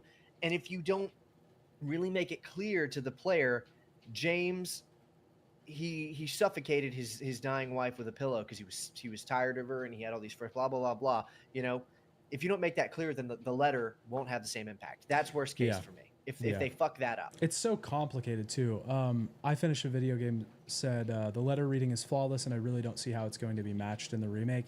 Yeah, I don't know, man. I just don't think you can. You know what would be killer for them to do? The voice actress seemed to really care though, so You know what would be killer for them to do? Do totally new performances, and then the letter just have that same reading. they won't do that. They won't do that, but that would be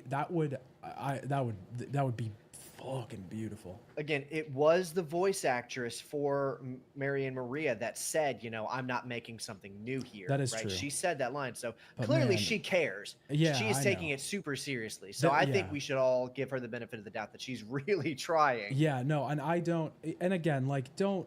I don't envy that. Yeah. Devs have it hard to begin with. Making a video game is so fucking hard, and like they have it hard enough to begin with. Like, don't fuck with these people. Don't. It's never okay. It's never cool. Don't like mess with anybody. And like actors and performers and everything. Like, just these people care. These people give a shit. They're trying. They probably actually do genuinely give a shit, and they have literally the worst job on the planet right now. Because like, Yeah. no matter how this comes out, it's gonna suck. So I don't know if I'd say that, but not worst job on the planet. I'm gonna get Hassan for you're saying gonna get that. you're gonna get fucking talk about me digging holes. Yeah, that was bad. I take that back. Not the worst job on the planet, but like worst job in video games probably.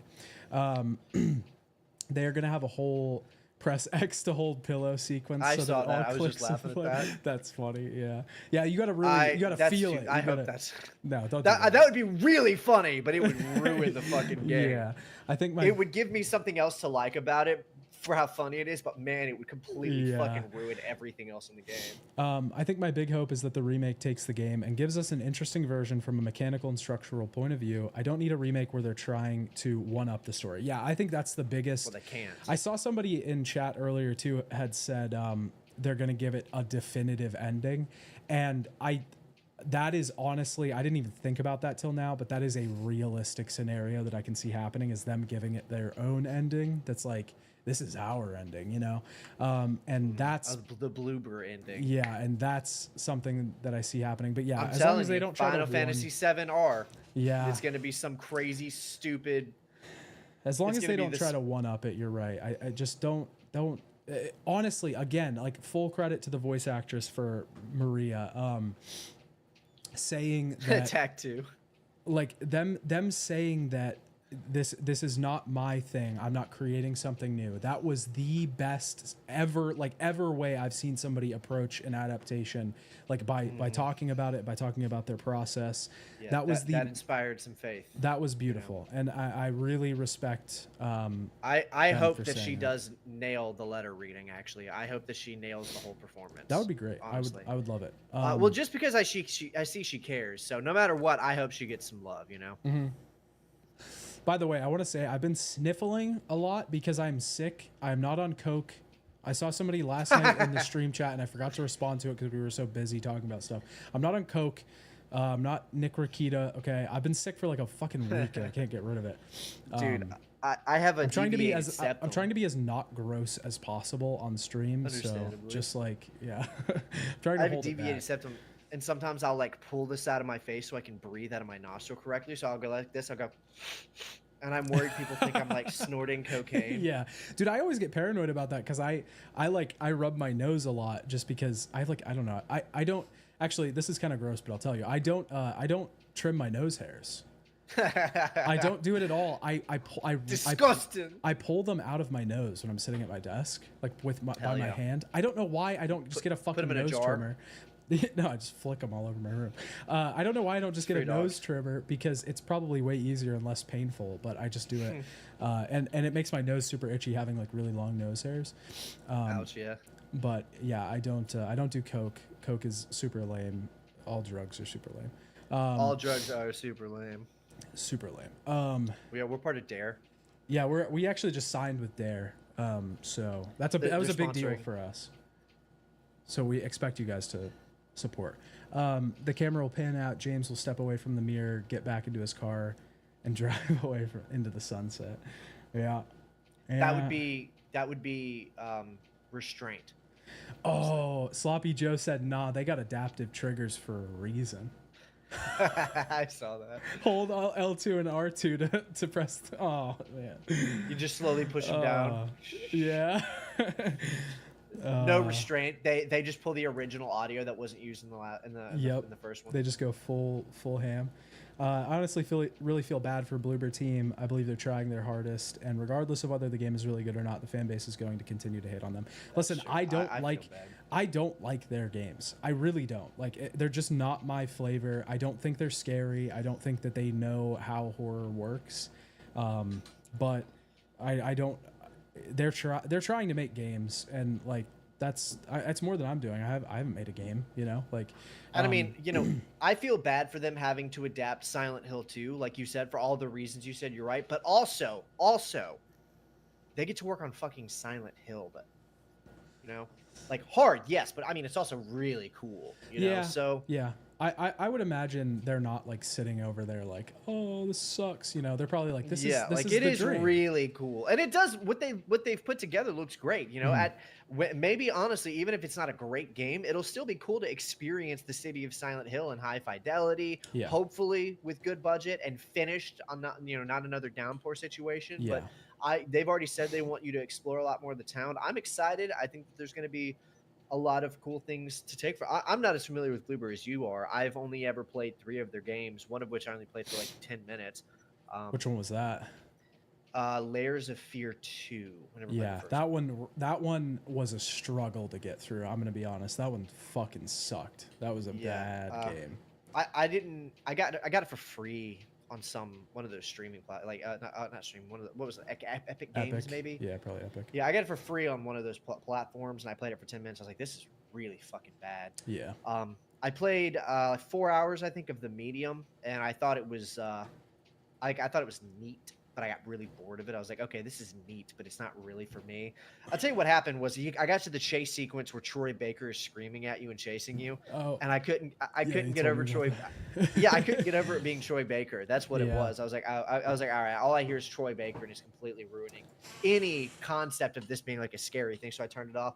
And then the other one was the notorious one is Observer, which I thought was pretty sick. It's a walking simulator, but it's a cool one. Observer was like their best game, I think, in my opinion. I still didn't really like it, but it was. I think it was their best. I'm a cyberpunk fanboy, so I'm way easier to please on that. Like if you give me neat like neon and city rainy environments, I'm probably gonna like it. Yeah. Unless it really sucks. Yeah, I just didn't love it because I'm not as huge of a fan of cyberpunk as everybody else, but it wasn't terrible. Sloppy Joe says, no, they wanted to work on it. Wasn't that the whole reason they made the medium? Those are rumors, completely unsubstantiated. But they did get Akira Yamaoka and Masahiro Ito to work on it with them. Yeah, so it did kind of seem like they were chasing it a little bit. Yeah, I played the first Layers of Fear. It was so boring. Yeah, Layers of Fear 1 wasn't good either. Too scary. Turn it off. Yeah, and that's, I think, so we were talking about worst case scenario. I think my worst case scenario is not only that they mess up the story and that they have, like, they're tone deaf to the original themes, but I think also is just that the game isn't scary. Like, Silent Hill 2 is really terrifying, and Bloober has shown time and time again that they're not really good at tone or atmosphere or making something scary. And we can't really see that yet from the trailer, whether this game is going to be good horror or not, like whether it's actually going to be terrifying. And I really don't have faith that that's going to be the case. But who knows? Do you like horror games? Like, I love horror legit? games. Yeah. Okay, so because you mentioned Silent Hill 2 was like really scary, and I don't think Silent Hill 2 is that scary. Really? I don't think any of the Silent Hills are actually very scary at all. I think the Silent Hill 1 has a few sections that are really like unnerving, and I think that the first part of Brookhaven in Silent Hill 2 is the scariest part of it. But like, I play games that I think are like, did you ever play? There's just games that I think are scarier and do a better job of it. I think Dead Space 1 is one of the scariest games ever made. Okay, see, I don't think Dead Space 1 is scary at all. Really? Yeah, man, that's an action. That whenever Dead Space 2 just embraced its action, I was like, I get it, because I didn't think Dead Space 1 was scary at all. See, that super was cool, atmospheric, but I think Doom 3 is scarier than Dead Space. Damn, I think I finished the video game, said I think the issue is that horror as a genre has moved on quite a bit. SH2 on release was utterly pants shitting. That's true, yeah. I agree, but a little bit. So much of a horror is tied into immersion and aesthetics, and I do think that more powerful engines enable better horror. I don't agree. So you have to understand like where I'm coming from, because a lot of my basis of horror is this theory that I have that I talk a lot about when I talk about horror properties, and that is that when you are making a horror game, the most effective way that you can make a horror game is to your goal ultimately is to convince the player that you are not playing a video game. Okay. And this is somewhat derived from movies, because kind of when you're watching a movie, you are trying to convince the audience that they're not watching a movie, that what they're seeing is slightly real, at least subconsciously, right? But it's not as hard with movies, because you don't necessarily have to do that. Like, you can still think you're watching a movie and be scared.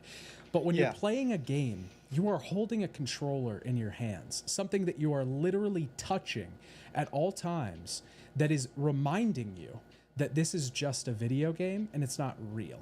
So you have to go over that hurdle. You have to get over that hurdle and say, you're not holding a controller. You are here. You are here, and that atmosphere has to be so strong. And this is partly why I think games with, minimalist. We were talking about this on the stream last night, but games with minimalist HUDs do so well with horror. I love minimalist HUDs. Yeah, and like Dead Space is a prime example of that. Incorporating the HUD into the character, and I think Silent Hill 2 really nails it on the atmosphere for me, because it really is so easy to slip into that world and to just not for a moment imagine that you are not here and that you are there, and it feels like you're being chased, or that you're seeing these horrific things, and that is terrifying to me. Yeah. And I mean, it's also terrifying in theme. Like, the stuff that it deals with is really complicated, and it's horrific. It is fucking horrific to try and conceptualize any of the emotions that are going on in this game. Like, it's a hard thing to contend with. I think you and I talked one time where we both said Dead Space 1 and 2 were basically perfect games, except I said 2 was perfect. You said 1 was perfect. Yes. Yeah. Because it is funny, because we have like kind of the opposite of feeling about. Yeah. Because I do Dead Space 1 is like, man, that game shakes me to my core in a way that like so many games just cannot. And like, I play that game, and it just, because it does, like, you don't feel, there's nothing reminding you that you're playing a video game when you're playing that. There's nothing, it looks like you're just there. And that's just so horrific. It's terrifying. I mean, the atmosphere in Dead Space is, unprecedented. I think we both agree that Dead Space 1 and 2 are like some of our favorite games of all time. Yeah. I think, and I just replayed Dead Space and Resident Evil 4 recently. I think Resident Evil 4 is scarier. Then Dead Space?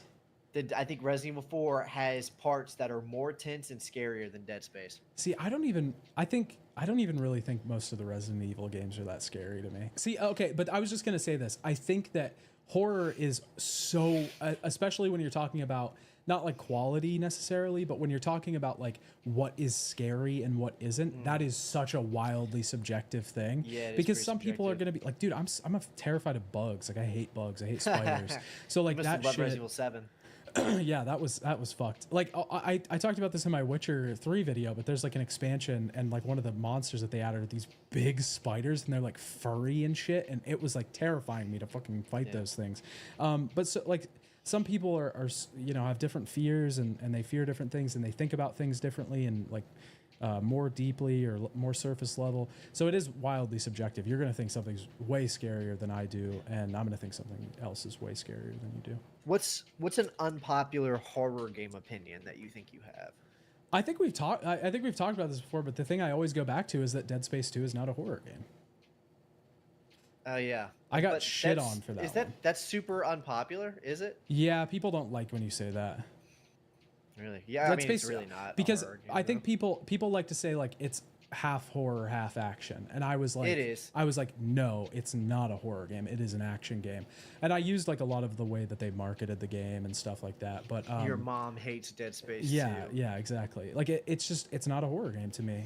In my opinion, it just doesn't have any of the hallmarks of horror there. You know, Yeah. I finished a video game says, is Aliens a horror film? Well, see, the thing is, it doesn't. Good comparison though. Good comparison. Actually, I can't answer this, but I will like, because I haven't seen any of the Alien movies. Well, I've seen Really? I've seen Prometheus. Actually, I really like That's the one. Prometheus. It was That's the good. one you've That's a seen. good movie, dude. It's super. I think it's shit on way too much. Actually, I do. I think liked it. Prometheus is fine. But I don't. I just It can't is believe you haven't seen number 2. it is wildly different judging horror in games and horror in movies. Like that's what I was just talking about before. Like you have so many more, and this is why I always say it's the hardest genre to get right. It's the hardest genre to develop because you have so many more hurdles that you're going through to try and get the intended effect than you do with a film. Not that it's easy to make a horror film. Like horror is also a hard genre for film. Horror is hard in general. Yeah, but it's hard to scare people, man. It's hard to terrify people. Well, yeah, I tell you what, I think it's actually easier for me to get scared in like the walking simulator horror game because the thing that makes Dead Yes. Space not very scary to me is Isaac is so fucking cool. Mhm. Even in the first game, like it can be spooky for a second until I'm like mutilating the enemy with a fucking force gun or like a pulse rifle or something, and when I'm out of ammo, I punch it to death. And then Yeah. I curb stomp it. But you know what I mean? But You for compare that me, to like Amnesia, which is a lot scarier. you think Amnesia? I don't think Amnesia is scary at all. I can't. You cut out for a second. What now? Say that again. I was gonna say I don't think Amnesia is scary at all. I think I hate The Amnesia. first one, Dark Descent. That is, I think I think that I hate that game for what it did to horror. I think it ruined horror. I understand. For a I really don't long time. love. I love Soma, which is the same developer. I think Soma is one of the best horror games I that you haven't can played play. But oh, dude, it's a trip. I think Matt did a video on that on his channel. Oh, Actually, okay. Soma is crazy. Same developer. They did it after they did the Dark Descent. But man, the Dark Descent's fucking scary. I haven't played the Bunker, but that one looks even scarier. Tax says, Those games are scary to me. Tax says, I think realism and horror don't mix. You want to be on the other side of the uncanny valley. Yeah, I mean, in certain places, like you can do realism and horror. I don't think it's required that you don't have realism, but I think it definitely works more if you're looking at things that don't match, the human eye, like that don't just look like things in the world. It definitely helps. I literally just beat the Bunker tonight, and I totally agree. It's a fantastic game. I actually, so I'm mostly talking about. Fucking scary. I'm mostly talking about the Dark Descent, the first game, because that's the only one I played. I haven't played the other two. I've heard the Bunker. I've heard nothing but great things about the Bunker. There's 3 more. Yeah, there's Oh, there's 3 more. Yeah, there's Machine for Pigs, Rebirth, and The Bunker. Oh, Rebirth okay. gets forgotten a lot, but because it wasn't that good and it was super short. But Yeah, there's, I haven't played any of the other ones. I've heard I've heard really great things about The Bunker. I will have to get around to it. I've been wanting to get into it. Mhm. Did you ever play the Outlast games? Yeah, I don't like those. Yeah, that's one of my super unpopular opinions. Actually, is that I think Outlast 2 is better than Outlast 1. Mhm. I thought Outlast 1 was boring, and I thought Outlast 2 was super like gross but really compelling. And most people think Outlast 2 sucks. I'm wondering if they realize that they're remaking Silent Hill 2 and not Resident Evil 2. There isn't a scene in the latter which involves suffocating your sick wife with a pillow. Yeah, I think, and I mean that comparison has been drawn pretty heavily already, and I think Which I think is super poetic. What? Well, Silent Hill got made because Konami was trying to answer Resident Evil. Yep. Yeah. So yeah. I've been saying this since it got announced, is that it only makes sense that Silent Hill 2 remake happened because Konami's chasing Resident Evil 2 remake. Yeah, It's just, that's true. It couldn't have happened any other way. It Dude, has to be chasing Resident Evil. I mean, I don't know if you're going to agree with this, but it's like poetry. It rhymes. Yeah, it just sort of they rhyme. They rhyme. No, I mean that makes complete sense. That comparison's been drawn for a while, and yeah, with this new gameplay trailer, I mean, look at the fucking like the ammo pop up that shows you your ammo when you're shooting. Yeah, that looks like and I mean, almost identical. Let's be real. There's worse games to try to emulate. Resident Evil 2 is fucking awesome. Yeah, I love that game. I don't necessarily think it's the greatest idea to try and emulate it with Silent Hill 2. But I don't. Silent Hill 1 got made. I couldn't expect anything else, especially because of how successful that game was, and it like revived. You know, it really like changed Capcom in a lot of people's eyes. So I think they're losing that good grace pretty quick, though. Yeah, that's true. But Konami is chasing the same sort of thing. They're trying to get to they want to be where Capcom is. So they can ruin it even faster. Oh yeah, they'll burn it all down just as fast as they built it up. But they'll never get it because they're going to burn it down before they get there. That's true. When people are like, "Oh, this looks amazing! I'm so excited for this game now," I just want to be like, you know that like Ascension just finished, and like the short message was like the only other game that's come out from this whole thing, right? It's trauma. Yeah, I don't know. I just I don't know. I'm interested in Silent Hill F though. I have high hopes. Everybody is. Yeah, it's the only one anybody seems to care about. I'm shocked but not shocked that they didn't show anything. I think I have a theory that game. I have a theory that they announced that game like 2 weeks after they even like signed a contract on Dude, it. I was talking with my buddy about that last night after the transmission, after I got off stream, and I said what I believe is that they emailed Ryukishi07 and they said, "Hey, do you want to work on a Silent Hill game?" And he said yes, and they said, "We'll let you know when you should start." And then they dropped the trailer, and then Ryukishi said, "Is this the game that I'm working on?" And they said, "Yeah, you can start now." And then he started. Well, I think he was probably involved in the trailer making. No, for sure. But I do think that like there was probably like 1 month. I think that the only thing that had been done before its announcement was that trailer. Like they probably didn't even know what it was about at the time. That was like made the trailer. Do you remember that Star Wars, the Quantic Dream? Ragtag? Star Wars Eclipse. Game? Yeah, Eclipse. yeah. I'm keeping up with that one actually. Yeah, they dropped the trailer and then they were like, "Yeah, this isn't going to be out till like 2027." And then everybody was like, "What?" And they were like, "Yeah, we just put this trailer out so that we could hire people for our studio." It was kind of like an advertisement to get more jobs here. And everybody was like, "What the fuck, really?" Yeah, it's just. I think that makes sense actually. It's just crazy. I mean, it's been like 3 years and we haven't heard anything about that game, and we probably won't for like another 3. You know, I don't know if this is an unpopular opinion or not, but I am so excited for that game. I think I like a Quantic Star Dream. Wars game. I like Quantic Dream. Okay, I think David Cage is a character, and I think that he is a silly, fun gentleman out here trying. He's his just best. a little wacky little guy. He's just a wacky little guy trying his best. I think that no, I really mean this. I think that there are few franchises that would better fit the Quantic Dream formula than Star Wars. A Yeah. series based on light side, dark side, and choices. You're right. I think Yeah. that is perfect. You're right. But I liked Indigo Prophecy. So what the fuck do I know? I haven't. That's the only That game one I haven't sucks, played. but dude, it's fucking awful, but it's so fun. Dude, I love. It's laughably bad. I love all their games. Like I'm an avid I don't think they're great, but like I love think it. they're fun. Yeah, You would I probably love would. Indigo Prophecy. It is. It's not bad as in bad to play. It's fine to play. It's. I mean, it's not great, but it's fine to play. All of It's those just so games are stupid. Yeah, all of those games are stupid, and they're also up their own Not like ass. that one. I'm like that sure. one. But like they're also I'm begging up their, you to play Indigo Prophecy. I will, but they're also up their own ass, and like that's just what makes them great. You know, is like they're so fucking just like pretentious, and it's great. It's fun. Yeah. I love it. Will you stop everything you're doing and make a video on Indigo Prophecy? No, I will not.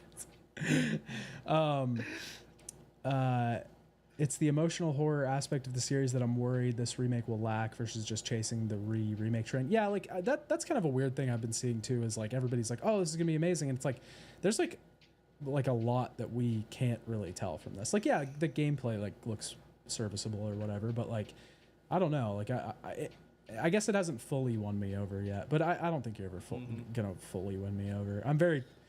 You're gonna beat the game and be like, eh. Yeah, probably. Yeah, that's probably that would be best case scenario. If I beat the game and I go, that's great. If I'm coming out of there screaming my head off, then that's how you know something went wrong. Yeah, don't spoil anything, Matt. I want it all to be fresh for him when he finally ends up playing it. I love that David Cage himself gives you the tutorial. Oh shit! Wow. Whatever you're picturing, it's weird. It's funnier. Okay. It's funnier than what you're picturing. I will still play the game day one just for the mere fact that I am an insane Silent Hill 2 fan. I mean, like, we're both gonna play the game day one. I'm sure you're gonna play it day one. Like, I'm gonna play it day one. Jared probably. is gonna play it day one. Like, I may or may not do a video on it, but I'm probably gonna play it day one. Yeah, like I already said, like I'm probably gonna stream the OG like a week before the game releases, and then maybe stream the remake on day one. Yeah, it's just of course I'm gonna play this. It doesn't matter how bad this game looked in the transmission last night. I'm gonna play this. This is, you know, I have to see what happens. You know what we haven't talked about is the movie. What's there to say? What's there to say? I was, man, like this. So I know everybody loves the not loves. But I don't like it at all. The first one. The first movie, I don't fucking like that movie at all. It's not that I hate that movie. So I think I'm somewhere in the middle. Like a lot of people like that movie. James has a Mustang. yeah, as a Mustang. That's one of my favorite parts. Like a lot of Silent Hill fans like that movie a lot, and I think it's. They should. I think it's like it does some cool stuff, but I don't love it as much as everybody else does. It's like it's not great. It's pretty crazy. The second movie is fucking nuts. Like that's the one I like. Off the deep end. But Christoph Gans is the one that did the first one, and he's coming back to do this adaptation of the second one. This one looks a lot closer to the second movie than the first one. Like from what we're seeing so far. Well, actually, I was about to say the opposite, but mean something totally different. I actually can't believe how much this movie looks like the first one. And I mean literally, like it's color grading, the way it's filmed. This looks like it's the first movie. Almost 20 years later, it literally looks exactly like the first fucking movie. I don't understand how they did that. I get what you mean. I meant more with like the cosplay. The cosplay aspect, because Maria looks like a fan film. Yeah, Maria is crazy. I don't think I have. Did they even give him a budget? Because they released the trailer today. They didn't show self-funding the full this out of trailer prison. Last night. Somebody commented on my thing. He's not the one that killed. We completely slandered Christoph Gans last night. He's not the one that killed somebody in a car accident. It was the writer Roger Avery. Oh yeah, and we just completely we're like, yeah, Christoph Gans killed somebody. Retraction. This is the retraction. Yeah, I have to see. The trailer got uploaded today. It wasn't actually in the thing, but I can't. Is it not on YouTube? Was it only on Twitter? I don't know. That's where I didn't watch it. I skimmed through it when you Oh. reposted. And I was like, yeah, this looks exactly how I thought it did. I like how James looks. He looks like the vocalist of a rock band, like a rock metal band in the early 2000s. Yeah, it looks. He looks Dude. like he's about to come on MTV after Nickelback. It looks so weird. I can't find it on YouTube for some reason. I love how he looks. Somebody. I like how uploaded they. this to YouTube. I like how they said. So James is a guy with like short trim blonde hair. Mhm. Got it. Yeah, they were like, yeah, okay, we get it. And then they didn't cast someone who looked like that literally at all. No. Yeah, he straight up. This dude is like this. Dude, this is Murphy Pendleton from Downpour. Yeah. Yep. This is Murphy Pendleton from Downpour. This Yeah. is not James Sunderland. By the way, we now have 3 versions of this scene. We now have 3 versions of this scene. We have the OG, we have the Silent Hill 2 remake that we've seen in the original reveal, and we now have this version. I think weird. he does I mean, the acting's not great, but he's putting his heart into it. I can dig how much he's trying to emulate the game. Yeah, there's this shot that obviously. Bro, that's everybody's fucking talking about. Murphy. That's not James. He Yeah. looks like me. He's got the same jacket. This shot is crazy. This is insane. I love that they used a Mustang. The Mustang is the craziest choice. Why are his arms so long? Yeah, like his jacket is longer than his hands, maybe, or maybe you just can't. Oh no, yeah, his jacket goes down to like his knuckles. That's what kind the of fuck? That's kind of a look. That's literally not James Sunderland at all. They didn't even bother to try and do like the jacket patches or anything. Or his hair. Yeah. Where's Maria? I want to see Maria. His hair is twice as long as the game character, and he's got like almost black. He's got dark brown like hair. And I mean, I gotta say, like the shots in this are just shit. Like they just suck. This is a fucking terrible shot. This is a horrible shot. This is good, but I mean, you just stole it from the game, basically. Yeah, it's pretty rough. Not enough fog. 2 out of 10. Is that supposed to be Laura? That looks pretty cool. Looks cheap. Yeah. Yeah, that's definitely Laura. That's Yeah. Maria. Yeah, there's Maria in the background. They show her full face at one point. Yeah, this looks so fucking good. They couldn't do the jacket because it's Vietnam vet coded, Matt says.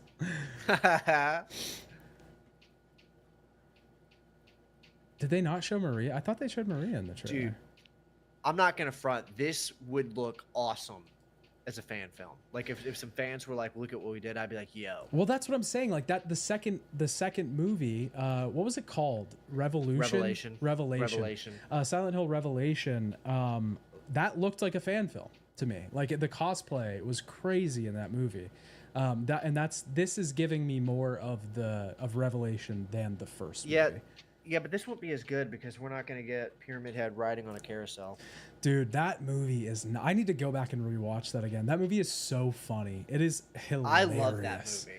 I think I have the steelbook of that movie somewhere. That's kind of cool, actually. I hate that movie. That movie's. Oh, there she is. There's Maria. I found her. Yeah, I had the steelbook of both of them because they were presents. There she is. Got them for. I mean, they got the costume better than the remake. They got the costume better in the game, but she looks less like Maria than he looks like James. Mm-hmm. Yeah. But these would be spectacular if it was fan made. Yeah, it's pretty crazy. When he raises his arms above his head, his jacket sleeves will look normal. So there's that. Yeah, maybe he does a lot of like down a little bit. Maybe he does a lot of like cartoonishly like running, swinging his arms around. Yeah. He's constantly like checking the time on his watch, so he's like flipping it out and then looking, you know. But maybe we'll get to see him 4K high fidelity snuff her out with a pillow. I haven't actually seen this trailer. Yeah, they didn't release this trailer until today. They showed a day after the transmission. Yeah, they showed a featurette of the transmission, like with an interview with Christoph Gans and the producer of the movie, and they talked about all this stuff and about how much they love Silent Hill and everything. And they showed little shots, but they didn't actually show a trailer. And I think that was everybody's like complaint. They were like, "Why didn't we see a trailer?" And then they just released this today. So I don't know if this was like hastily thrown together or what. I might say maybe they shouldn't have. Yeah, maybe they should have just kept a this Linkin one. Park music video from the 2000s. Just take this and play like Numb over it. Yeah, literally like this shot in the end, and the little this shot. That's like that is yeah. I've become so numb. You're gonna get copyright claimed. Oh, my bad. I sound you really too good. will. I sound too good. No, that happened to Meat Canyon, dude. He was like comedically parodying "Bird is the Word" on one of his videos, and he got copyright claimed. Somebody in chat last night was saying that they've done covers of like Akira Yamaoka's stuff, and they've gotten copyright covers will get claimed too. That's what I'm saying. Meat Canyon was just singing in one of his like horror videos. It was like a Family Guy horror thing, and he was emulating Peter Griffin, and the actual band that made that song copyright claimed him. That's crazy. You can't even sing it. Can't even sing it jokingly. I don't think they're basing this in the same decade as the game. I think, yeah, they're. I mean, that's what they did with the first movie. So I can see Christoph Gans like going his own direction with it and being, doing his own interpretation. I doubt this is going to be thing he shouldn't do.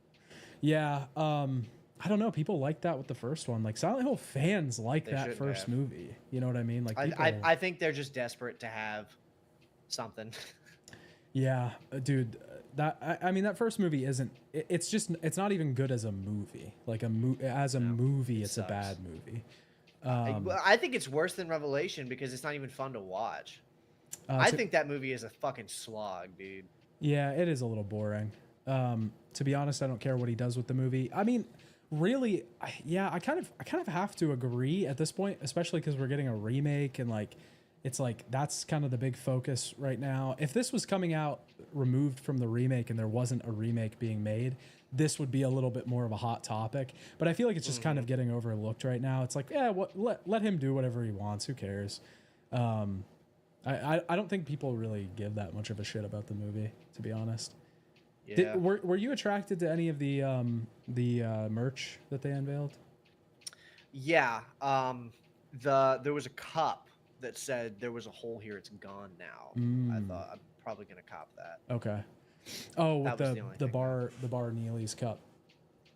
Yeah, I think it was a different cup, but it may have been the same one. Yeah, so I think it says it on. I think it says it on the back. Yeah. Yeah. It says it on the back. Yeah, that was cool. That that's pretty sick. That's the only thing I was really attracted to, though. I like this Pyramid Head Nendroid. I like Nendroids.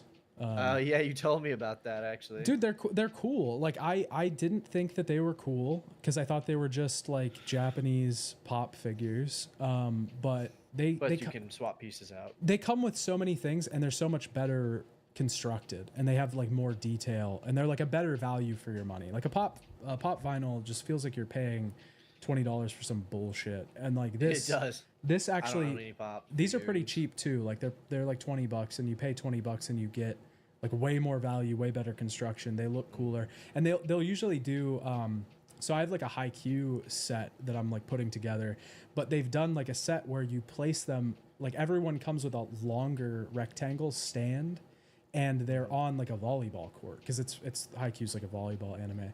And you can put all of them together to make like one big court. That's pretty cool, actually. Yeah, a lot of them are really cool.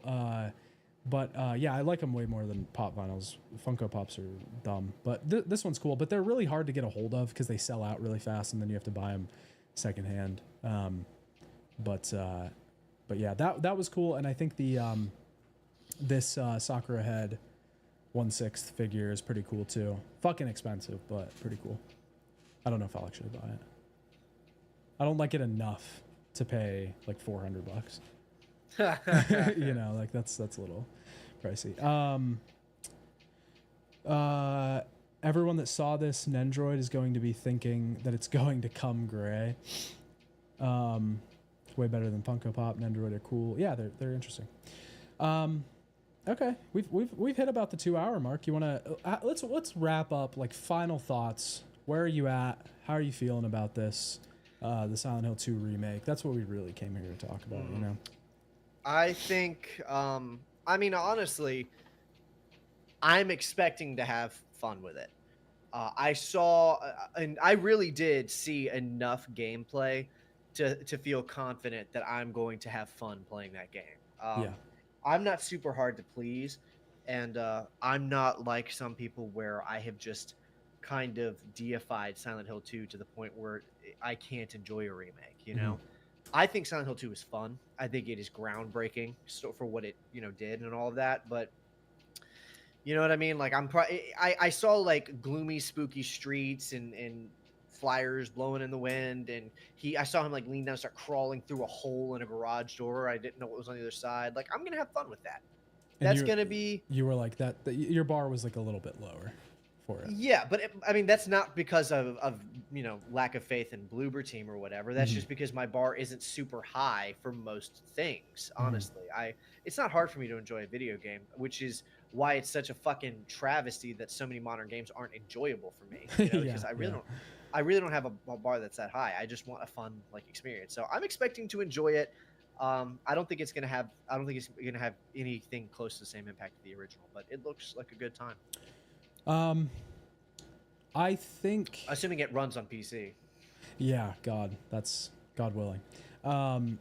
I think I am 420 DoorDash runs. Yep, it's only 20 DoorDash runs. I gotta get out there and grind a little bit more, you know.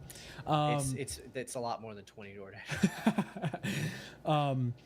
I think I just want to say, like, I am more hopeful for it than I was before, but I still think it's not going to live up to the original. I'm probably at the end of the day, as much as I don't like it, this isn't for me. This is for a new audience to get people into these games and to give these people as faithful of an experience as they can have, while also modernizing the games and making it like easy to interface with. It's for those people. And as much as I don't like that, and I want people to play the original, it's just something you got to live with.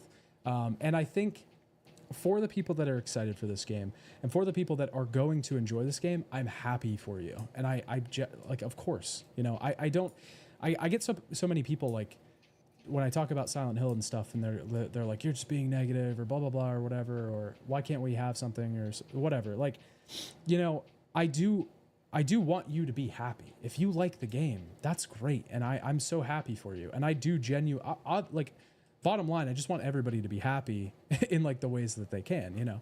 If I'm not happy, you don't have to not be happy with me. You can just go off and be happy, and I'm happy for you.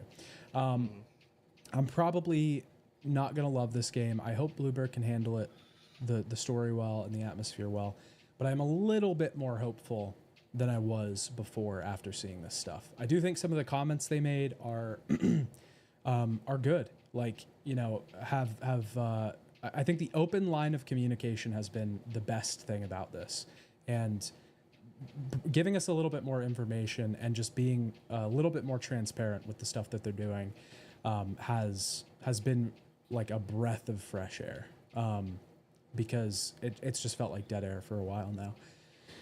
And I think that's been nice, and seeing the performers talk and seeing Bluebird themselves talk about the game is good. And I hope that it does really well. I think at the end of the day, because getting Konami to release a master collection is kind of like asking the world of them. If this can just be serviceable and it can follow the story and it can play competently, then I think I'll be satisfied. As long as they don't actively screw a bunch of shit up, I think I'll be satisfied. And that is lowering the bar pretty far. And if they can't meet that, then that's their fault, and that's not mine. We just got to look forward to seeing Eddie eating the cheesiest of pizzas in 4K. haven't thought of it like this. Maybe this is why I'm not vibing with it. Yeah, I think at the end of the day, like you got to understand, like they're not making games for the old Silent Hill fans or fans of the old games. Like that's not. They never were. We were never going to get that. Yeah, we weren't going to get that, and that doesn't even make sense for them to do. You know, like it just doesn't make sense. If they're trying to make a successful product, they're doing everything right so far because people are loving this. This is for streamers and TikTokers. Yeah, and this is going to sell, and people are going to love this, and this is going to be good for them, and that's, go for it. But yeah, so I'm trying not to be too negative, and I don't think I have been like super negative. I think I've nitpicked and stuff, but I've also given them some credit, and I think I'm being middle. At least Troy Baker isn't voicing James. Nothing against Troy Baker. I think he's a great voice actor, but he did not do a good job voicing James in the HD collection. That is true.